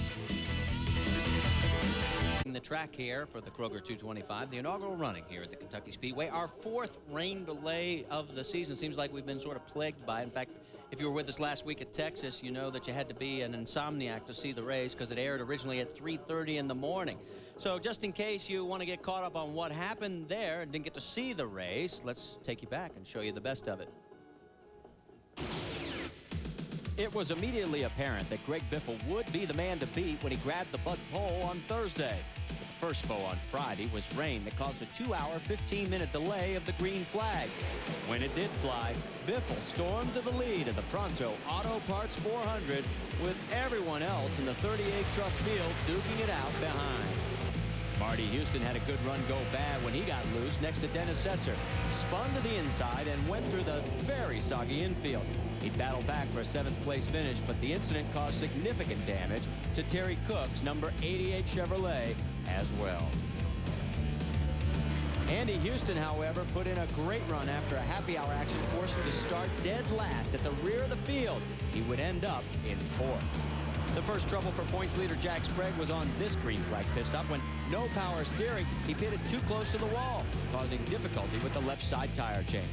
Frustration ensued on the crew as they pushed the 24 back out to salvage as good a finish as possible. Then on lap 105, Randy McDonald in the 72, Joe Ruttman and the Dana Dodge got together with both spinning and bringing out the caution. Sprague decided to pit but continued to have more problems, and we saw a rare emotional blow-up among the crew. Unfortunately, things would only get worse. Meanwhile, up front, Brian Repker, Mike Wallace, and Greg Biffle were battling it out side by side for the top spot, with Biffle eventually regaining the lead. Then on lap 122, Sprague got loose, lost control, spinning directly into the path of front-runner Rob Morgan. Both were okay, but neither was able to continue, and the incident ended a great run for the Axiom Ford and would cause a huge shakeup in the points chase. On the final restart, Kurt Busch slammed the wall hard, but maintained control, and he fell back to 6th. But no one could catch Greg Biffle as the Granger Ford scored its 2nd win of the season and first ever at Texas Motor Speedway. The traditional donuts we saw so many times last year ensued, and Biffle smiled all the way to a 14-point lead in the series standings. So now you're up to date, BP. What'd you think? I talked to Kurt Busch down there earlier and asked him what happened on that last situation where he just kind of looked like he just came up and drove in the wall. 3 laps previous to that, going down in turn 1, he said he was on the gas so hard trying to pass the truck that he got a cramp in his calf muscle and could not shake that cramp loose, and it was just killing him. And he was concentrated on the cramp and just kind of lost his focus on driving around the racetrack and came off turn 2 and just basically drove to the wall. Dave has caught up with Marty Houston. Marty right now running in the top 10. In fact, he's in the number 8 position in front of brother Andy. That'll make for some interesting dinner conversation. That's right. They have that conversation around the table from time to time, running a little bit quicker than his brother right now. But you tell me that one of the reasons why the Spears manufacturing program has been running so well is because of the body, the fab work that Bo Fletcher's been doing. And why is that? Well, that's a big part of it. Bo put the body on this truck. We actually built this truck for Dover, got it ready a little bit early and decided let's take it to Texas, see what it'll do. Right out of the box, top 5, all practices. We run top 5 all night. It ended up, driver error got us a lap down, ended up 7th. And, so we bring it here, top 5, all the practice sheets. Just a good truck. We may even take it to the road course if we can switch it over. No, we won't, but yeah, Bo's done a good job. I feel like we've got as good a Chevrolet body here as anybody. Chevy's got a good Speedway program, so we're pretty happy with this truck right now. Well, and he's proud of all the guys on the Spears manufacturing team. Now, the Spears team, of course, are his homies. Now, these guys back here, I'm sorry, those are his posse. I get that right? Okay. These are his homies, Jeff Miles, truck driver and catch can man for Jack Sprague, and Carson Ford, the tire changer for Rick Crawford. I'm not sure what the difference is exactly. Amy, maybe you can tell me the difference between the homies and the posse. Well, let's see if brother Andy, we're down here listening to your brother Marty, and he says he's got homies and posse, and what's he talking about? I have no clue. With him, there's no telling, but he's running good, and, I guess he's in a good mood. So it's pretty fun to be out there racing against him, and, we're running right there together, and he's hung me out a couple of times, and, I'm going to have to get in there and rough him up a little bit. All right, well, you are running right behind Marty right now, so what you obviously wanted to clear up. You want to race. You're sitting in 9th position right now. What do you have for him here if we go back green? I mean, I don't really know. The truck's a little tight right now off the corner. I hope we get this race going because we got a lot better truck than 9th place truck. And, there's a couple guys. We pitted there a little later than those other guys, thinking the rain was a little farther away than what it was. And hopefully we can get cleared back up here and get back out on the racetrack and move up some spots. Well, right before we came on the air here with Andy, I said, hey, we're down talking to your brother Marty right now. He goes, oh, well, then I got plenty of time because he talks and talks and talks. So I just love these two brothers down here. They have a lot of fun. Well, I'll tell you, Marty's also got a dog named Molly, had 7 puppies, and he's trying to make a deal. That's an Australian Shepherd and a whatnot. That's the way he described it. And whether or not we get this race tonight, we've got racing next weekend for sure. It's going to be the Bully Hill Vineyards 150 from Watkins Glen on ESPN Saturday at round 13 in the NASCAR Craftsman Truck Series. Then on Sunday, Lysol 200, the Busch Series, noon Eastern time. That's all next weekend on ESPN. Back with more after this. Just at Kentucky Speedway, we're under our 4th rain delay of the season on the NASCAR Craftsman Truck Series. But look at this crowd. They have not given up, as they're all taking advantage to head for the concession stands and to the rest areas, and some of them just trying to get out of the drizzle that continues to fall here at this beautiful new 1.5-mile facility. Now, if this race does not restart, this is the way the points would end up for the evening. Greg Biffle would have a 24-point margin over Mike Wallace. He would move 5 points ahead of Jack Sprague. Andy Houston would remain in 4th, 74 points behind. Kurt Busch would remain in 5th. Joe Ruttman would pick up a couple of spots, would tie Dennis Setzer for basically 6th place. They each would be 256 markers back. Steve Grissom would be in the 8th spot, and Mr. Refner would jump up from 10th to 9th, knocking Mr. Tolsma from 9th to 10th. So that would round out the points. But we're going to do everything we can to get this race in tonight here at Kentucky Speedway, and hopefully you'll be able to stick with us. And let's go to Amy, who has caught up with Rick Crawford. Thanks, Marty. And Rick, Let's talk first of all. You seem to have had the best viewpoint of anybody with that Ryan McGlynn crash. What happened there? Did you see anything unusual? Well, actually, I thought I was ahead of him a little bit, and you know, we went in that corner, and I just felt like a wind tap, more or less. It wasn't really. I don't think there was a scratch on my truck, and it got me loose, and then I caught it, and I looked in my mirror and I seen him sideways. So that's about what I saw. But you know, if I cut down, I apologize for that. And but anyway, we was racing for that bottom groove, I guess you'd call it. I thought I gave him enough room. Okay, now let's talk about some of the hardships that your team's had so far this weekend. I understand your spotter, Bill Marlowe, suffered a heart attack here on Thursday. It was actually the first one ever flown out of this speedway. Not something I'm sure that you want to remember, but how is he doing? We had to give him that airlift helicopter ride to a local hospital, great hospital, St. Elizabeth, and they took care of him, gave him a little balloon in one of his arteries, and he's back in the motel room right now, going to fly back home tomorrow. So, Bill, get well soon. Come on back. We'll see him in Watkins Glen and down further down the road, and he's doing great. I appreciate the prayers from everybody. Okay, and let's just take a quick look here at Rick's son. This is Adam. You think he wants to grow up and be just like Dad? He's got the suit and all. Dave Burns? Earlier tonight, we told you that Rick Corelli had some help this week from a guy named Todd Barrier, who used to crew chief the number 3 truck for Jay Sauter when it was in the series, and now is turning wrenches for Kevin Harvick in the Busch Series. But you got some of his time this week. Rick, what was most important about having Todd around this week? Oh, it was just a good thing. He called me last Tuesday, and said, hey, if you can get me there and get me back home, I'll come out and help you. It was really good. I mean, we're all learning, you know, going through this, trying to figure out what we need to do here and get everything in the right direction. The guys are doing a great job, and Todd just came out and gave some guidance. He's been involved in it for a number of years, you know, with Richard Childress, and he does a great job, and they're moving up with Kevin and doing a great job. And he was one of the ones that stayed with me when I got hurt last year in Memphis, and I mean, we've been really good friends since then. And he just said, hey, come on out, and I'll help you out. And it was good bouncing ideas off him, and we could relate it and feed it. And you know, we were the fastest truck on practice day, and you know, right now we got a pretty decent truck. We're just buying our time, and we got another pit window, and we'll see where we can put it. But I think we can put the number 66 Carlin Burners in the top 5 tonight, the way it's running right now. Now, you've been having to make the calls then on setup. Have you been chasing the track? Have you been pretty happy where it's been since the start of the race? Well, as Todd was here, he talked to Mitch and the guys, and he ran a little checklist, you know, told me not to get aggravated when I was there, and they just made a couple adjustments. We got some rubbers in the truck, and you know, if we need something to done, we'll move the air pressure up or down, and he went through it with them what to do. And right now, I mean, on new tires, the truck's really loose, but I mean, these tires are they run forever. You know, it's just, you know, you don't have a lot of grip in them right away, but once they get heat in them, they're great. We've already cycled through our stickers, so right now our stickers are off, and we'll put scuffs back on, and I think the truck will be pretty decent. Right now it's just a little tight, but you know, this weather is going to change it again, so the truck's probably going to free up. And hey, we'll pit again here after lap 87 to 120 or something, and maybe we can go the rest of the way.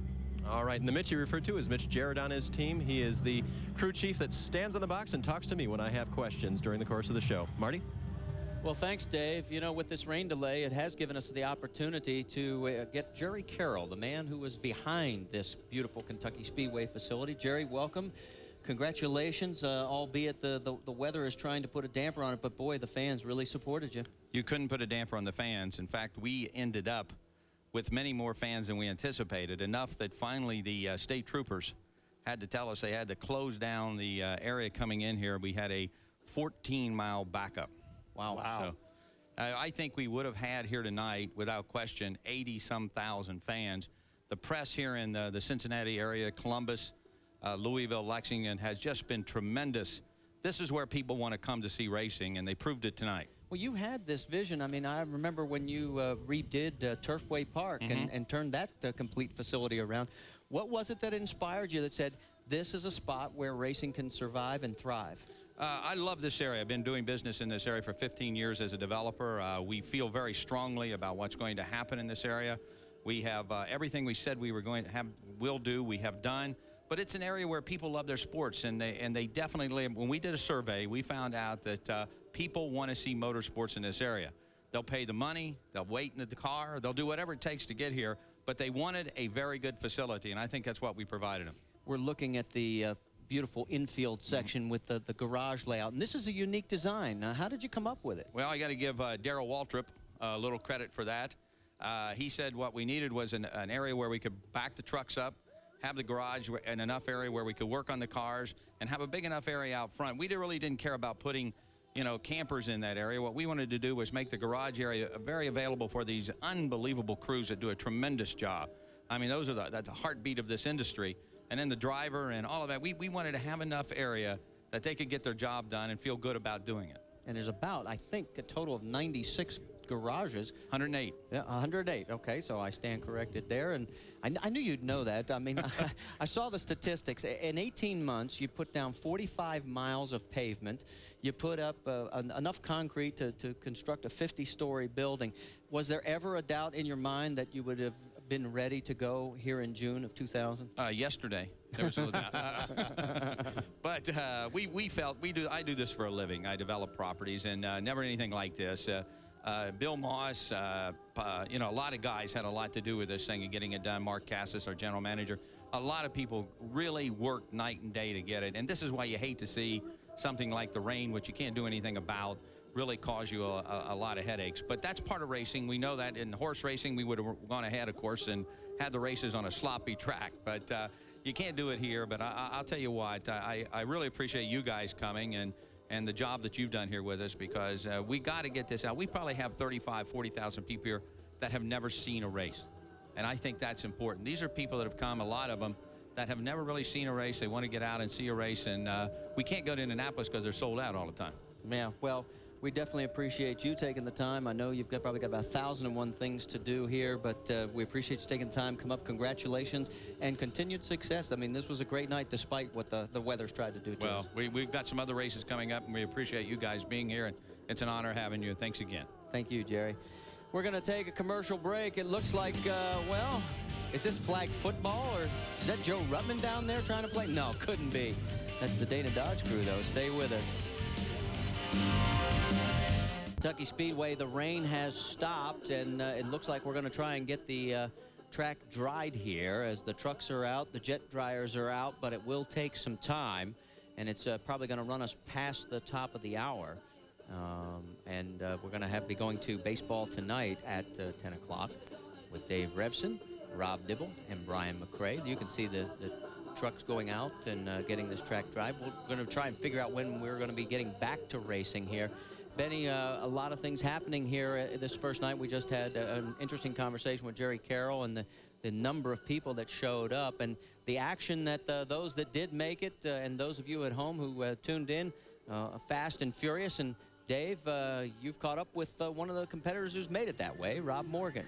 And he's been a lot faster and a lot more furious this year because of crew chief Bill Engel, who stands by with him. And Bill's a former light heavyweight fighter. I just learned that about him this weekend. And he's got his game face on right now, don't you, Bill? Rob, how has he helped you with some of the training techniques that he has used as a fighter? I mean, has he got you in saunas and things like that now? Yeah, last year I had a little trouble with my heat conditioning, so Bill came in this year, and he's got me doing some awkward things at the gym. I think everybody at the gym probably thinks I'm a little weird. I'm getting in the sauna with a full sweatsuit, towel wrapped around my neck, sweat top, towel over my head, all tucked in, and staying in there about 30 minutes and working out while I'm in there. So it's a little strange. I've gotten to where I'm getting a little bit better at it. But it's something I wouldn't have thought to do until he came along. But it's got me doing some different things, and I think it's working out for me. Now, Rob, tonight you've had a little trouble at the start of the race, and now where are you as far as the truck is concerned? We're pretty good. We've actually lost a clutch coming down pit lane, so that's not going to be good for pit stops. We'll get out of here okay, but truck's a little tight from the center off, but it's running pretty good. Remember, these guys have really had a turnaround this year. Outside pole last week at Texas and a near top 10 finish until a wreck late in the race, guys. Okay, thanks a lot, Dave. Rob Morgan has certainly been a nice turnaround. Now let's show you action that started, well, a little bit after 8 o'clock Eastern time, a 30-minute rain delay. This was the first lap here at Kentucky Speedway, and the man who goes in the record book is the the pole sitter, Brian Reffner.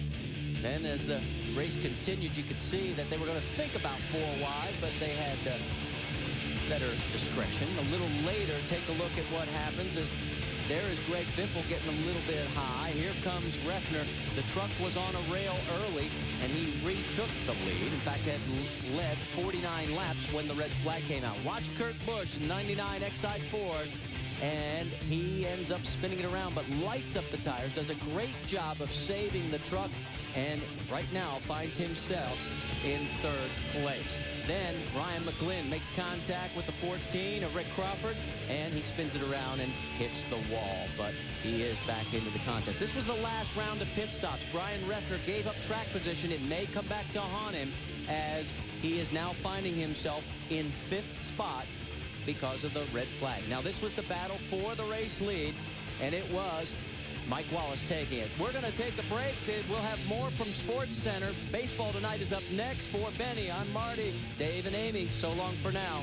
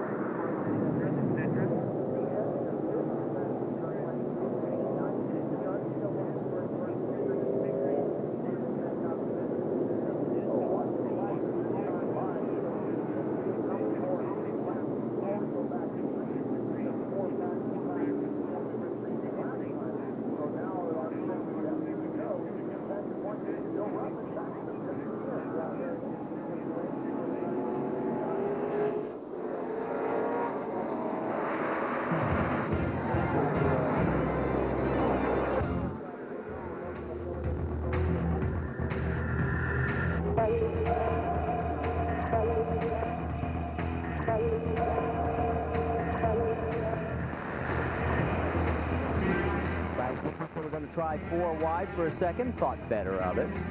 Then a little bit later, it was Greg Biffle taking the lead, gets loose, and that allows Reffner to come shooting back around. Reffner would end up leading 49 of our original 82 laps before the red flag came out for the rain. Then look what's happened to Kurt Busch. He gets loose, turns it around, lights up the tires, and does a miraculous job of keeping the Exide Ford off of the concrete wall. And as right now, he is in 2nd place.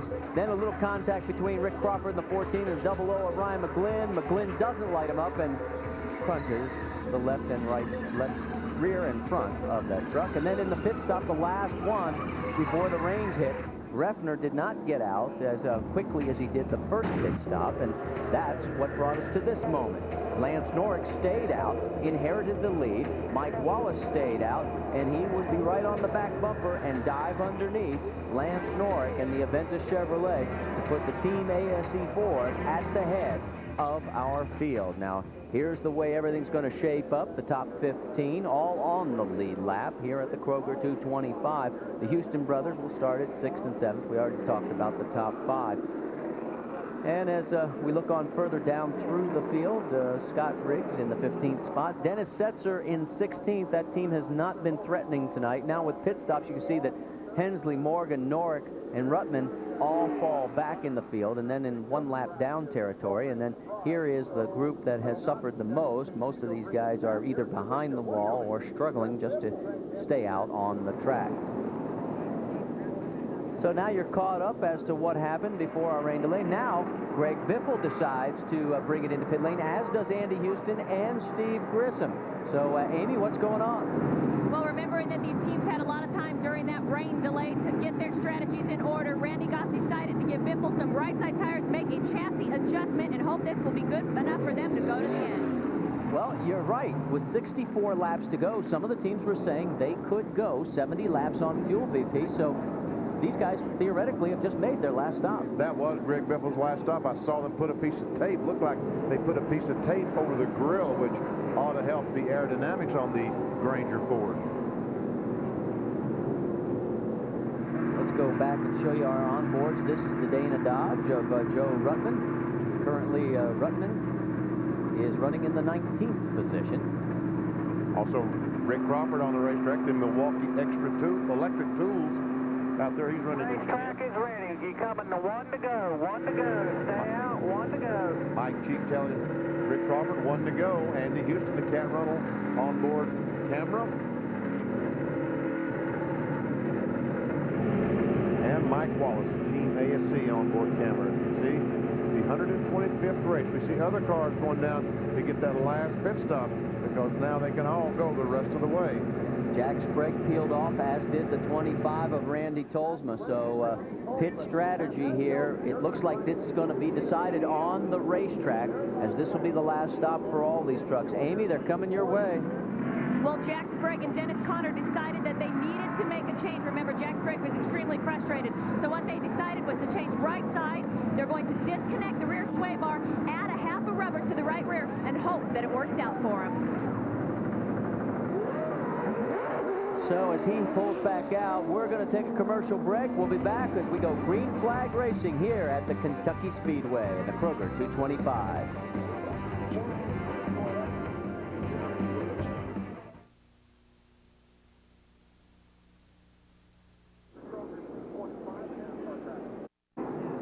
The lights are out on the pace truck. An hour and 5 minutes of rain delay, and we're finally going to go back to green flag racing here at the Kroger 225 at Kentucky Speedway. Mike Wallace on the point, lap vehicles to the inside. Bush right behind him, Refner in third, Marty Houston fourth, Jack Sprague fifth. Ready, green flag, green flag. And we're green on lap 89.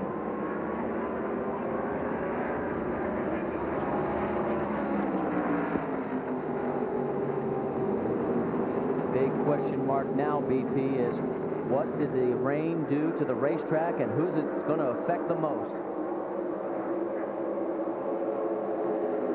And some awfully good race trucks starting at the rear of the field on this restart, making that final pit stop. On board with race leader Mike Wallace. And Brian Refner, what a huge break this has to be for Brian Refner, because that third truck in line has shown to be all night long the class of the field. Can he work his way back to the front? Right now, the top three trucks are trying to stretch it out a little bit. There, look at the traffic of the 50. Greg Biffle on the bottom. Look out, guys. That's Houston. Man, oh man. All the points that these guys are collecting by picking up these spots. That's Joe Ruttman in front of Jack Sprague at the right side of your screen. This is some great racing action going on back in this field. Sprague's losing contact with Ruttman. We're on board. That's Rick Ware. He's several laps down. Lucas Oil Telemetry. We'll check Ruttman down the backstretch. He gets up to 174 miles per hour. He goes by Coy Gibbs, also Randy McDonald, the 3M Chevrolet. Joey Harrington Power, and this Dana Dodge goes down the front straightaway. Brian Refner right on the back bumper of Kurt Busch. The top three in lockstep right now. They have opened up a little bit of a margin over fourth place. Marty Houston, there you see Marty, and then back in fifth, there's Rick Corelli. So Corelli has the best run of his season going right now in quite a while. I mean, that team has been struggling. His best was the season opener at Daytona at 7th. Right now he's in 5th.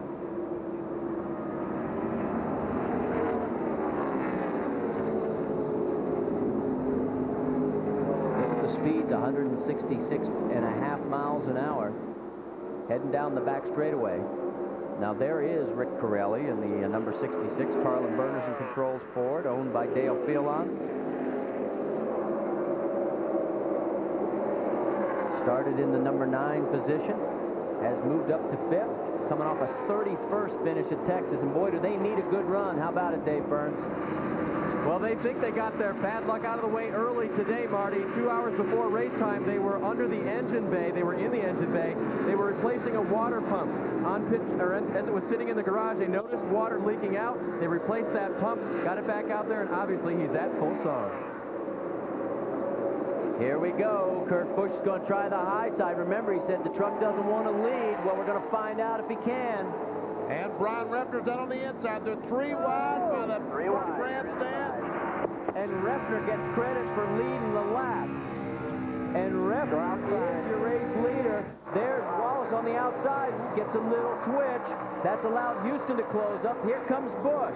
Kurt's got a good run. Here comes the sandwich. Refner's the meat. One outside, got 75 outside. Refner goes from first to third in the length of the back straightaway. And Marty Houston saying, you guys go ahead. I'm just waiting for you all to make a mistake. So Kurt Busch once again has the X-side Ford out in front. Mike Wallace running his tailgate, and Brian Refner trying to figure out now, I know once I get back in front, I will have the fastest truck. How am I going to get back in front? Well, we've had 5 different leaders, 6 lead changes. And Kurt Busch picking up those 5 bonus points.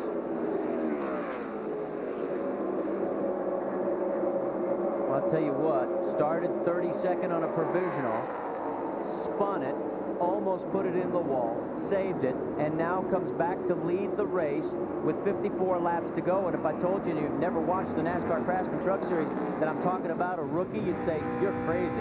A 21-year-old rookie, I might add. On board with Mike Wallace.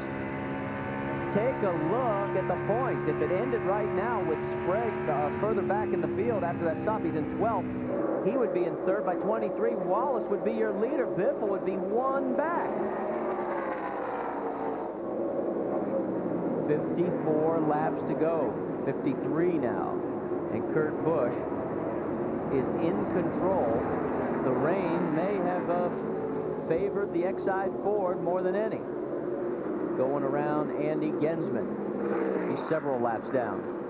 About the only good news for Andy Gensman, he and wife Nan had their second baby boy, Dylan, born just a week ago. Now there is Greg Biffle moving up on number 1, Mopar Dodge of Dennis Setzer. That's a battle for the, looks like the 8th position. And it looks like Biffle's going to move underneath and take it with ease. So that means that Greg Biffle now would go back in the points lead if the points were tabulated now. But obviously they won't be until after the race is over. 52 laps remaining. You see the gap further back. With those passes that he has just completed, Biffle would move to an 11-point lead. So that's how quickly the points can change with everybody so close together in this championship chase. And right now, it looks like he's going to try and do it one more time on the outside. So Setzer's found a little bit of new life on the back bumper of Greg Biffle.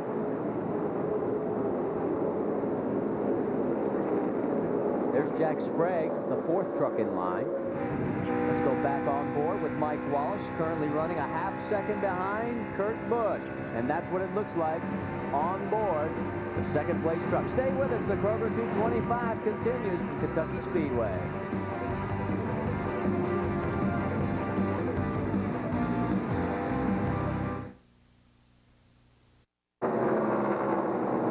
Back at Kentucky Speedway, we're looking at the battle for 6th place here in the Kroger 225 as we have passed the 2/3 mark. And Scott Riggs has done a great job moving again into the top 10. He talked about how his plan in the Truck Series has worked.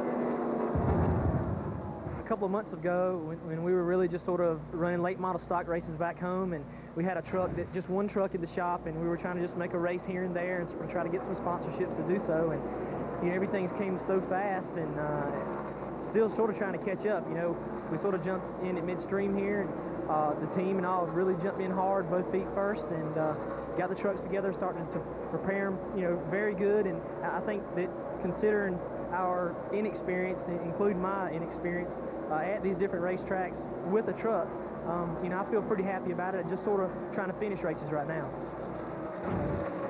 Well, he has done more than just finish races. he has done very well taking over from Mike Pope in the 86 RC Cola Dodge. Take a look at some of the statistics in our Wonder Watch. Two-time track champion at Southern National. He has had 8 starts. His average start, 9.8. His average finish, exactly the same. His best start was 5th coming into the night at Martinsville. He matched it here, and he has been 3 times now in the 9th position. In fact, if you multiplied out his runs right now, if he had been with this team all along, he'd be tied for 7th in the points. Dave Burns, you got more? I spoke with crew chief Charlie Long during the rain delay. They came in last time to change laps when the rain delay started, and they think they're going to have to come in one more time. The rain delay started about lap 78 or so, but it finished up. Actually, we got back to green about lap 83, so it's real close if guys are calculating between 50 and 60 laps to go on a fuel load. Well, and some of the teams told us they could go 70, so it's just a matter of what your gear ratio is and how hard you are on the throttle. And here comes Riggs up on our 5th place truck, Rick Corelli. So this is a battle for position, BP. Scott Riggs has done a terrific job in 86 RC Cola. And the caution plate, Joe Ruttman, some heavy damage to the front of the Dana Dodge. I don't know what happened to Ruttman. I'm looking around to see what he hit. There doesn't look to be any other truck involved, but Ruttman has serious damage to the Dana Dodge. Look, he is running the back of another truck, but I don't know what that other truck was. Now, the strategy for Kurt Busch, they needed a pit somewhere around lap 108. Guess what? We're at lap 107. I have no idea what happened to Ruttman. He was working his way back up after making the pit stop. And we're going to be able to show you from the onboard camera, so we'll get an opportunity to go back, BP. Here it comes off the corner. This is coming off turn 4. And all of a sudden the truck just, ooh, he got a little loose. And when he corrected it, in the wall he goes. It didn't look like the car had made contact with the wall because I didn't see a lot of concrete dust, but the onboard camera shows us exactly what happened. And he is taking it directly behind the wall where the team will try and make repairs if it's possible, because remember, he is in the top 10 in points. In fact, he had a run going that would have moved him up 2 positions, and he's heading straight for the garage. In fact, right now, it is going to possibly take him out of the top 10. Yes, it would. So now here comes the leader down pit road along with Mike Wallace. And there is Kurt Busch pulling in. Dave?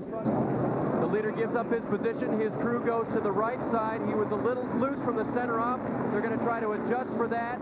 And as they go to the right side, they said right before they went off, hit this stop, guys. A little slow now. Trouble on the right front. This is not what they needed. Fuel is full. He's out of here. Amy East. Well, it looks like Brian Reffner's crew is going to have a chance to gain him spots on pit lane. Just spoke with Les Fox.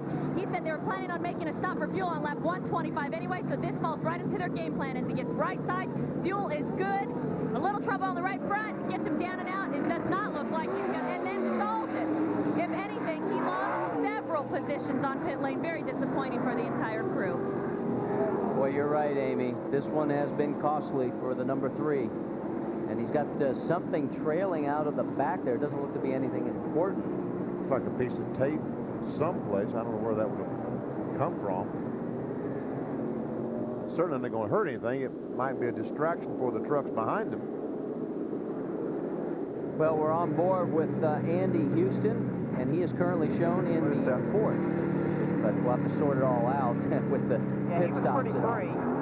So stay with us. We'll be back at Kentucky right after this.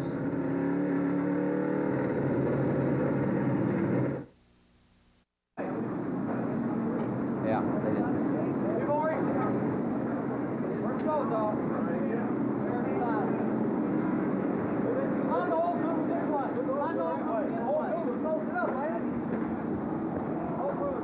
In the garage area now with Joe Ruttman's Dana Dodge. Joe, what happened on the track? I just lost it. I was just driving faster than the Dana Dodge could hang on. I just lost it, come down to 4 and got up in the wall. You know, the guys is getting it adjusted better and better all the time, but I was driving a little faster than I need to be going. All right, and here at the inaugural race here at Kentucky Speedway, the crew will go to work on it, try to get this number 18 back on and earn some more points for Joe Ruttman. Amy East? Well, Mike Wallace's Ultra Bad Boys were back in action. They gave him right-side tires and fuel. Crew chief Tim Cahoot was going to stop at 1:15 anyway for just a fuel stop, but remembering under yellow flag conditions, you might as well take on the right side as you're waiting for the fuel, and that's what they elected to do. So they seem to feel pretty confident. Mike said, don't touch a thing, no adjustments. I like the truck. All right, well, Greg Biffle stayed out. As you look at Tim Cahoot, he's made the last call on the truck. Biffle's in first. There he is in the Granger Ford. Randy Tolsma has stayed out and moved up to second. David Starr remained out and is in third. Steve Grissom fourth. Marty Houston fifth. Doug George came in, got fuel only, and came out in sixth position. Now, what happened? Green flag, green flag. As we go back to Greenville, Refner's all the way back to 13th, VP. Yes, that might be the biggest break that Greg Biffle caught in this whole deal, was that Refner goes back to 13th. You see Bush going right between trucks, between Grissom and the Coy Gibbs truck, taking a spot away. And there we see Refner trying to find some place to get up front. Biffle trying to break up the draft on Tolsma. Looking back in this gaggle of trucks, there was the number 3.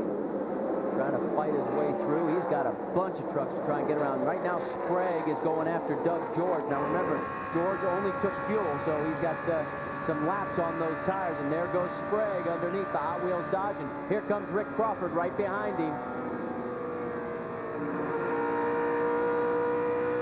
Back on throttle, so both those trucks will get by Doug George.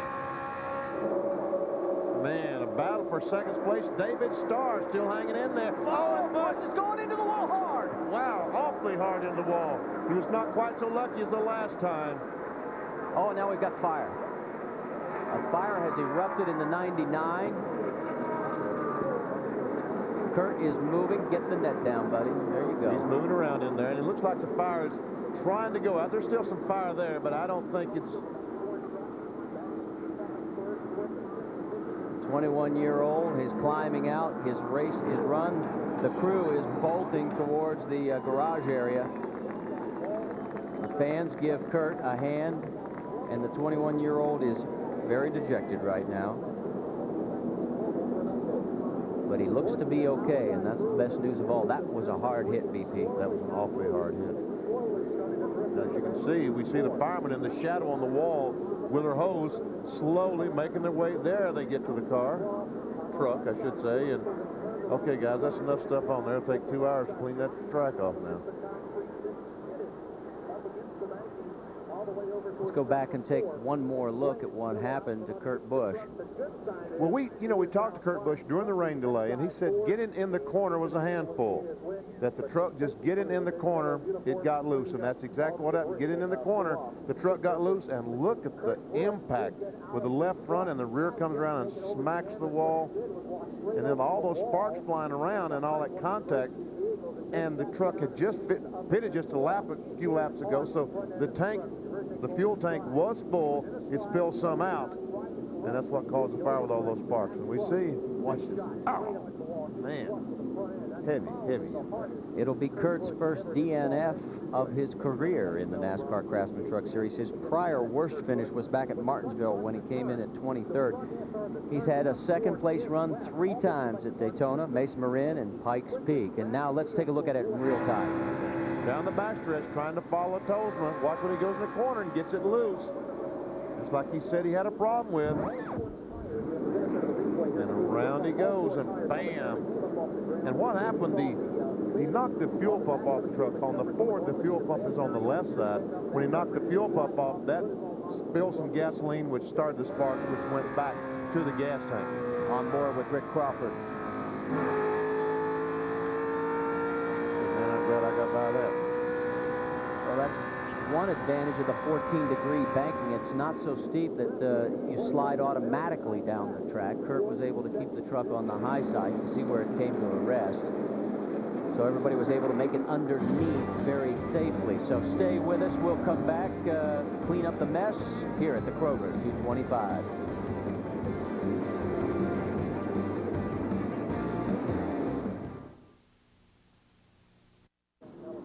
Back at Kentucky.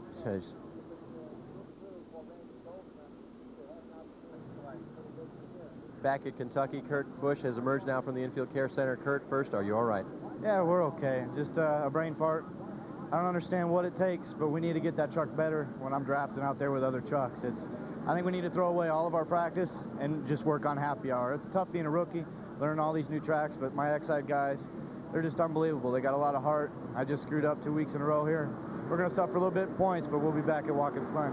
That was a really hard hit. I mean, no shoulder problems or anything?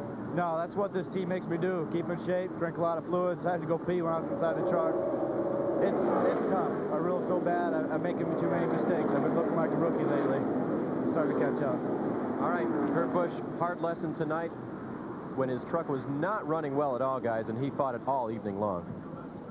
Well, Kurt, on a NASCAR online poll, was voted to be the next driver to win their first race of 2000 by those who dialed up the website. It's going to have to wait for at least one more week. We're getting ready to go back to green flag racing here at Kentucky Speedway, the inaugural event of this beautiful 1.5-mile facility. Greg Biffle on point, Randy Tolsma, David Starr, Mike Wallace. We're back to green on lap 120.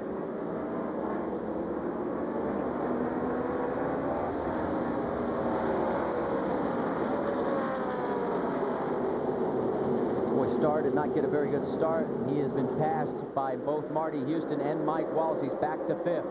And there's Jack Sprague on the inside of David Starr as we see Biffle go by, Tolsma, Marty Houston, and there's a battle between Jack Sprague and David Starr. But Starr now has the slow car of Coy Gibbs, the MBNA truck, uses him as a pick, and meanwhile Sprague is getting a challenge from Rick Crawford. And Crawford right side by side. Look at this. We're going to go 3 wide for a bit. Hold on, guys. Oof. Wow. There's Rick Corelli, the 66 truck. Great run going tonight for Corelli. Seeing some sparking. That's a low riding truck. Nothing to worry about there. There is.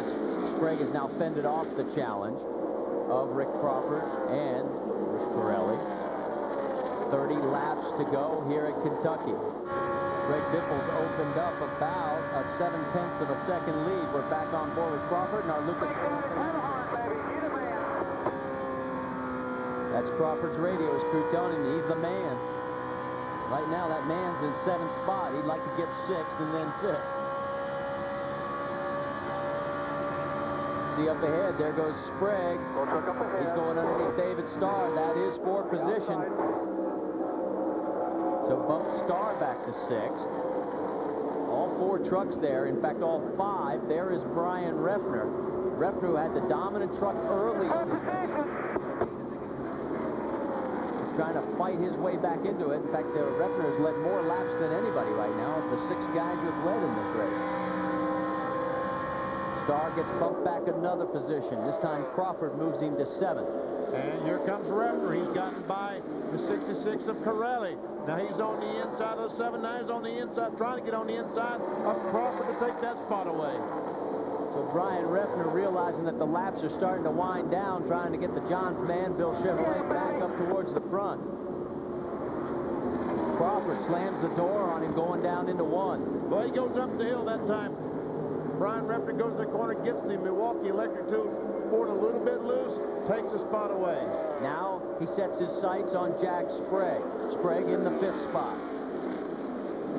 Right now, Refner about almost 5 seconds behind the leader, Greg Biffle. And while all this action is going on, we're on board with Andy Houston now. We're going to go 3 wide again. Look out. We made a 3 wide on the bottom. 2 wide. Still out there. Clear. And Scott Riggs, the 86 RC Cola truck, just thought about taking a look, did not go down in the corner. That was very wise, Scott. While all this great action is going on, we'll just let you know that Biffle's lead is now up to 1 second over Tolsma. Look at this. There is the 46 Axiom Ford. That's for position as well. Rob Morgan in 12th. All those trucks are duking it out for position.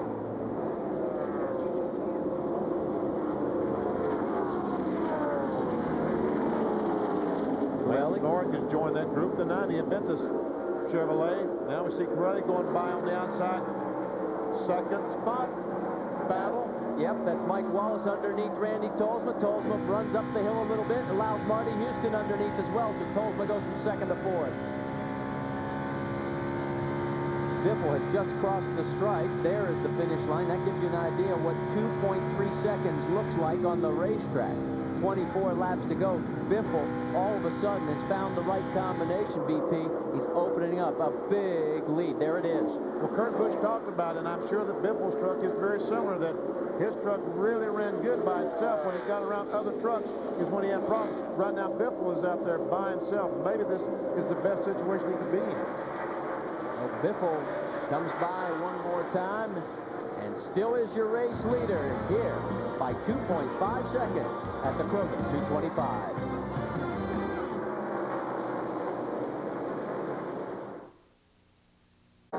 You're looking at race leader Greg Biffle. We've got a crash. Oh no, Scott Riggs has got it turned around. Can he keep it off the inside wall? No. There's just too much mud. And the worst part about it, the truck is probably still running, but he will never ever get out of that mud because of all the rain. Come down on you. That's the 86. That's what it looked like. Stuck, fellas. We're done for tonight. I'm stuck.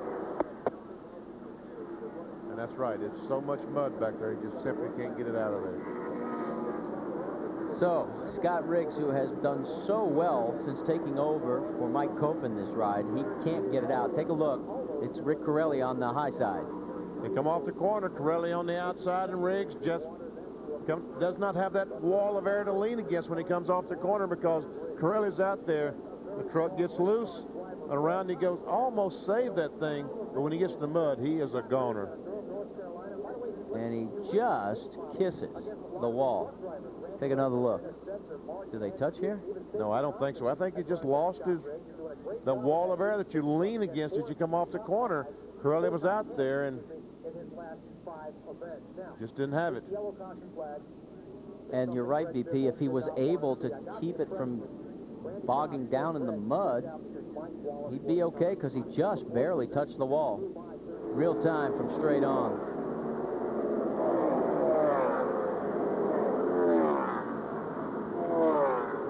Almost saved it in the mud. There's no way. Let's go on board with Andy Houston, right behind. And we see there was never any contact between the two vehicles.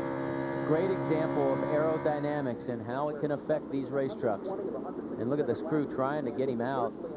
And about 4 or 5 of those guys are going to look real good by the end of this deal. It's going to take a real long cable, I'm afraid, to get this truck out of there. We're into our 9th caution here, and we're going to take a commercial break. We'll try and get Scott Riggs out of the mud and go back to green flag racing. The laps are winding down.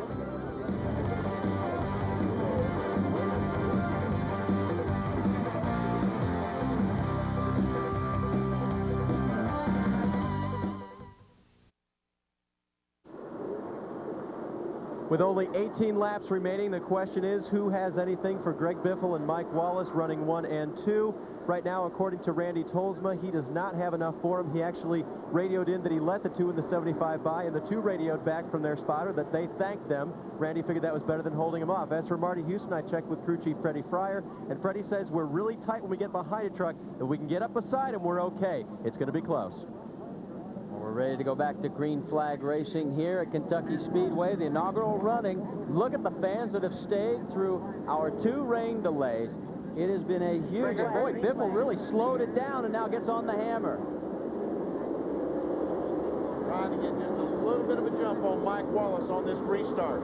And he did. Looks like he did get that. 3 trucks back. 3 trucks back. I don't know exactly which radio. That's Biffle's radio, and he's talking about 3 trucks back. Well, that would be Tolsma. No, he was talking about that he did get that 3 truck length jump on Mike Wallace. Good point. It looks like he's increased to 4 or 5 truck lengths right now. Good point.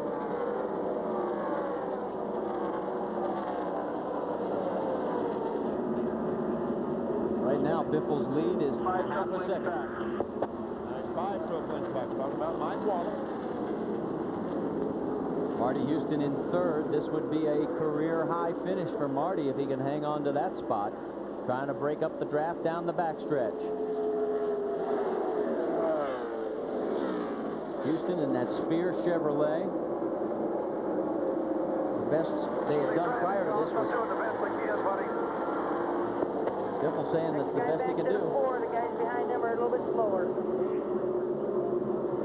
We had mentioned Marty Houston. His best was last week at Texas when he came home in 7th, but this would be by far his best run in the NASCAR Craftsman Truck Series. There is Refner. You saw him coming up on the back of Jack Sprague. Those guys trying to get back in this mix. They may be able to get around Tolsma. You remember, Dave Burns said that Tolsma didn't have anything left, although I don't think he wants to give up any more positions. Let's check at the line, see who's got the quick truck. And we see Brian Refner. That's really not a shot. It's a 3 truck. Would be the fastest truck on that lap. Problem is, BP, he's running out of laps. We've got 14 to go. He's got a lot of track to cover. Yes, he does. And we see Biffle. That shows you just how soft springs they run on the left side when he goes down to try to break the draft and comes back up. The left side goes down and the exhaust pipe comes to the racetrack. Well, you just heard Greg say that he is struggling. He's doing the best he can, Benny. A big question now, can he hold on? That lap, he was quicker than all the rest of them, but he just doesn't seem to be pulling away from Mike Wallace that much. We came awfully close to the turn 2 wall.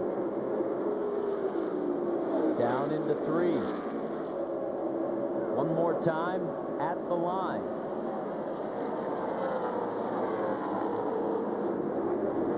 Will be quickest this time by. How about that? That time Randy Tolsma had the quick lap. By about 1/10 of a mile an hour. And right now, Randy Tolsma, we saw that Sprague and Refner right behind him. He has driven away from those 2 trucks and closed up on the back bumper of the 75 of Marty Houston. So maybe some new life for Randy Tolsma's hopes, as he has closed that gap on board with Mike Wallace.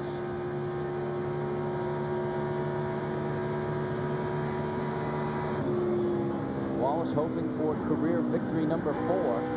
Remember, he won the inaugural running at Daytona. He'd like to make it 2 for 2 in that department. But right now, Greg Biffle leads by 1.3 seconds.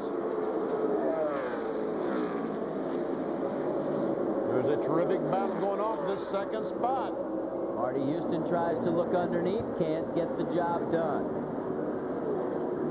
And I would think oh, we see Ryan McGlynn. Caution flag is out, turn 1. Caution flag is out down in turn 1. Just what Greg Biffle did not want to see, because we're at the lap 140 mark.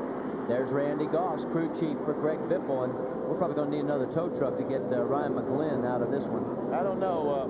He blew a left rear tire is what caused the spin. We see the tire is flat and it's torn the quarter panel.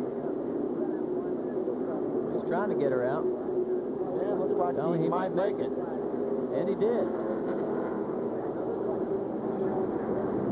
I guess that, and we see Ryan McGlynn spinning down. I don't think other trucks involved. I just believe that the left rear tire simply went flat, and he may have cut it.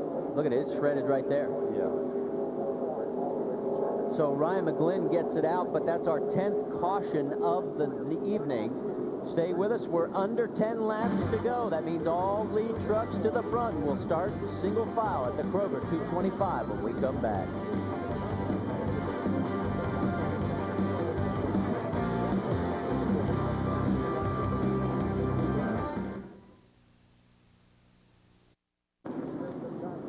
Back at Kroger 225 at Kentucky Speedway, there is your race leader, Greg Biffle. You heard him before say it's doing all he can to hold on to this race lead. There will be 6 laps remaining when we go back to green flag racing next time by. Dave, you got an update on the 75 and the 25? Deals being made down here right now. The 25 crew of Tolsma went over and talked to Freddie Fryer, the crew chief for Marty Houston, and he said, we'll help you get by on the bottom. if you will help us get back by on the top. We're better on the top, according to Tolsma. So they may try to work together on the bottom. The draft is really being used a lot here tonight, guys. And as we know, 2 trucks are faster than 1 when drafting is involved. Yeah, do you trust anybody, VP, in this situation? Not really, because they'll be trying to make that deal, but they'll be doing it with one eye in the mirror, trying to figure out if the guy's going to live up to the bargain. Well, with Greg Biffle, he could pick up career victory number 12. It would be number 4 for Mike Wallace, number 1 for Marty Houston, and it would be number 2 for Randy Tolsma. And we're about ready to go back to green flag racing as they approach. Boy, Biffle has really slowed it down. And he does it again. He gets Mike Wallace really slow. And now Marty Houston going underneath Wallace. And that's really what Greg Biffle needs. He needs for Wallace to be defensive more than offensive. But now here comes Houston back on the inside. Heading out of turn 2 down the back stretch. The drag race, and it's allowed Biffle to open up a nice lead. Marty Houston. Oh, that was close. They're still side by side, but Mike Wallace seems to have a run. And look at Tolsma, that great run he has. And here's Sprague on the inside. Sprague and Refner, and oh my goodness, it's like 3 and 4, and everybody knocking on the door. Meanwhile, Biffle's just running away and hiding, but this is great racing. There's Sprague again. He's going to try the high side on Houston. He may have him. You can hear the breathing of the motor. Wallace gets out, back into the throttle. This time by 4 laps to go. Look at the lead Biffle has been able to get because these guys have been beating and banging on each other. Refner gets around Tolsma. Looks like it takes a few laps for Tolsma's truck, that Sitco truck, to come in and start really working. We saw how fast he was, and now trucks are passing. Andy Houston trying to make a pass on the inside, the cat truck. There's Tolsma. Biffle, this time by, will lead his 50th lap. That will tie him with Refner. So 1 more lap led, and it'll be 5 more bonus points for our points leader, Greg Biffle. Is this a statement race? Yes, you better believe it if he can hold on. Down the back stretch, 2.5 laps to go. Everybody else is sort of falling into lockstep. I don't think anybody has anything left, VP. Well, it looks like they've given all they have. Sprague is going to try it on the inside. Can't quite make it. Wallace is running the outside line, and he really gets a good run off the corners. 2 laps remaining. The lead by Greg Biffle's 1.6 seconds. You can throw a blanket over 2nd, 3rd, 4th, and 5th. There's the margin down the backstretch. This time by, it'll be the white flag lap. Biffle in the green. God dang it, I could hardly drive it. Woo! I'll make 1 more for you guys, Bo. You got the 00 going slow through turn 2. Max Jones telling his driver there's Ryan McGlynn going slow. Down the back straightaway for Greg Biffle will be his 3rd win of 2000. His 12th career win, and you will be the inaugural winner, the first man ever to take the checkered flag at Kentucky. Great job, guys. I'm home 3 now. Comes off of turn number 4. The big volcano has just erupted one more time. Look at the run for 2nd. Sprague gets around Wallace. Marty Houston 4th, Refner 5th. So Sprague with a last minute, last lap, last second effort to get past Mike Wallace. And there is your race winner, Greg Biffle. Boy, I bet you that crew's breathing a lot easier now. Greg Biffle heading for victory lane at the Kroger 225. We'll talk to him when we come back here at Kentucky Speedway.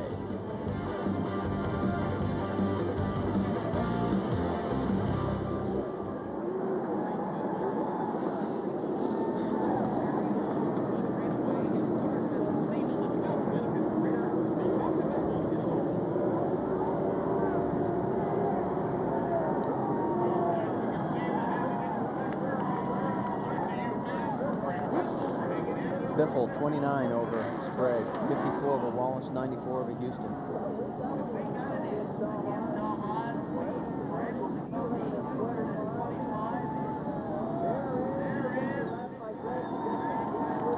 You need me? Okie doke. All right, thank y'all. See you, BP. Good job, buddy. Have a safe trip. So, okay. It is a Kroger 225, right? Yeah. Thank you.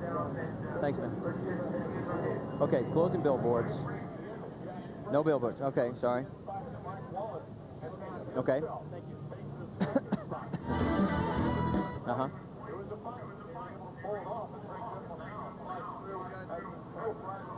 So, Jill, do you want me to yank him right out of the truck then? You know what I'm saying? If you're coming back with me?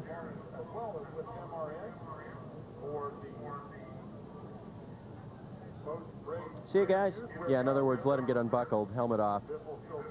Yeah, okay. Thank you.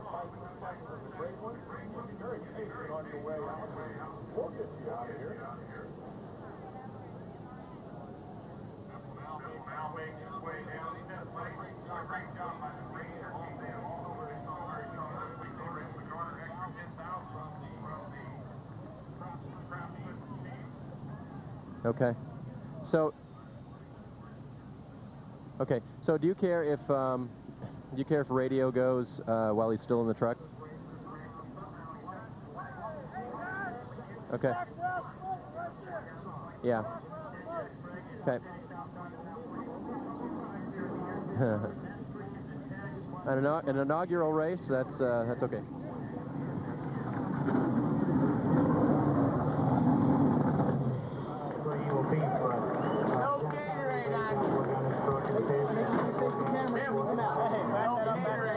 Everybody doing their job. You got something behind you.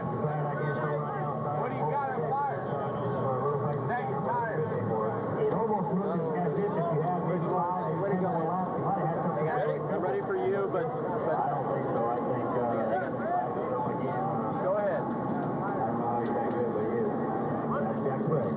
Here at the Kroger 225, Greg Biffle steps out of the Grainger.com Ford and celebrates victory number 3 for the year 2000 season. And just like last week, he gets to shower everybody in sight with Gatorade.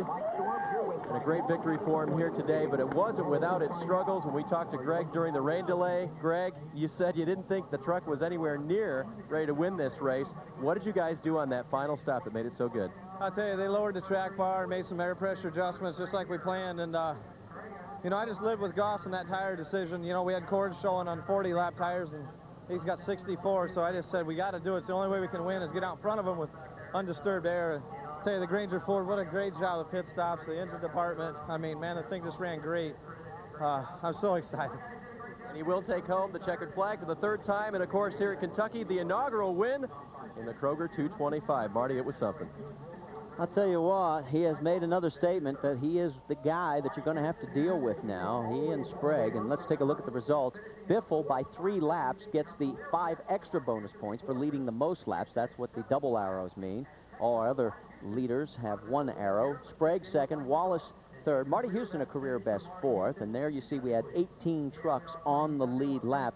And Kurt Busch all the way down to 29th position. Even though he led some of the laps, that crash is going to hurt him in the points championship. You can see how many trucks did not finish the race, a total of 6, counting Kurt Busch.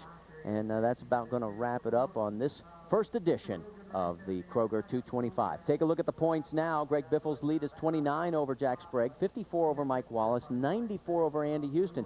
But notice Tolsma moves up to 7th. And poor Joe Ruttman has dropped out of the top 10. So that's about going to wrap it up for us here this week. But next weekend, we've got doubleheader action coming to you from Watkins Glen. It'll be the Bully Hill Vineyards 150, 1:30 Eastern, Saturday on ESPN from Watkins Glen. Then it'll be on Sunday, the Busch Series, Lysol 200. That's noon Eastern time on ESPN. That's all next weekend. So we'll see you then.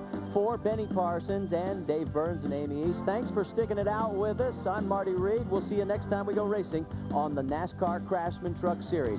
Greg Biffle, your winner for the 3rd time this season. 22nd in a row.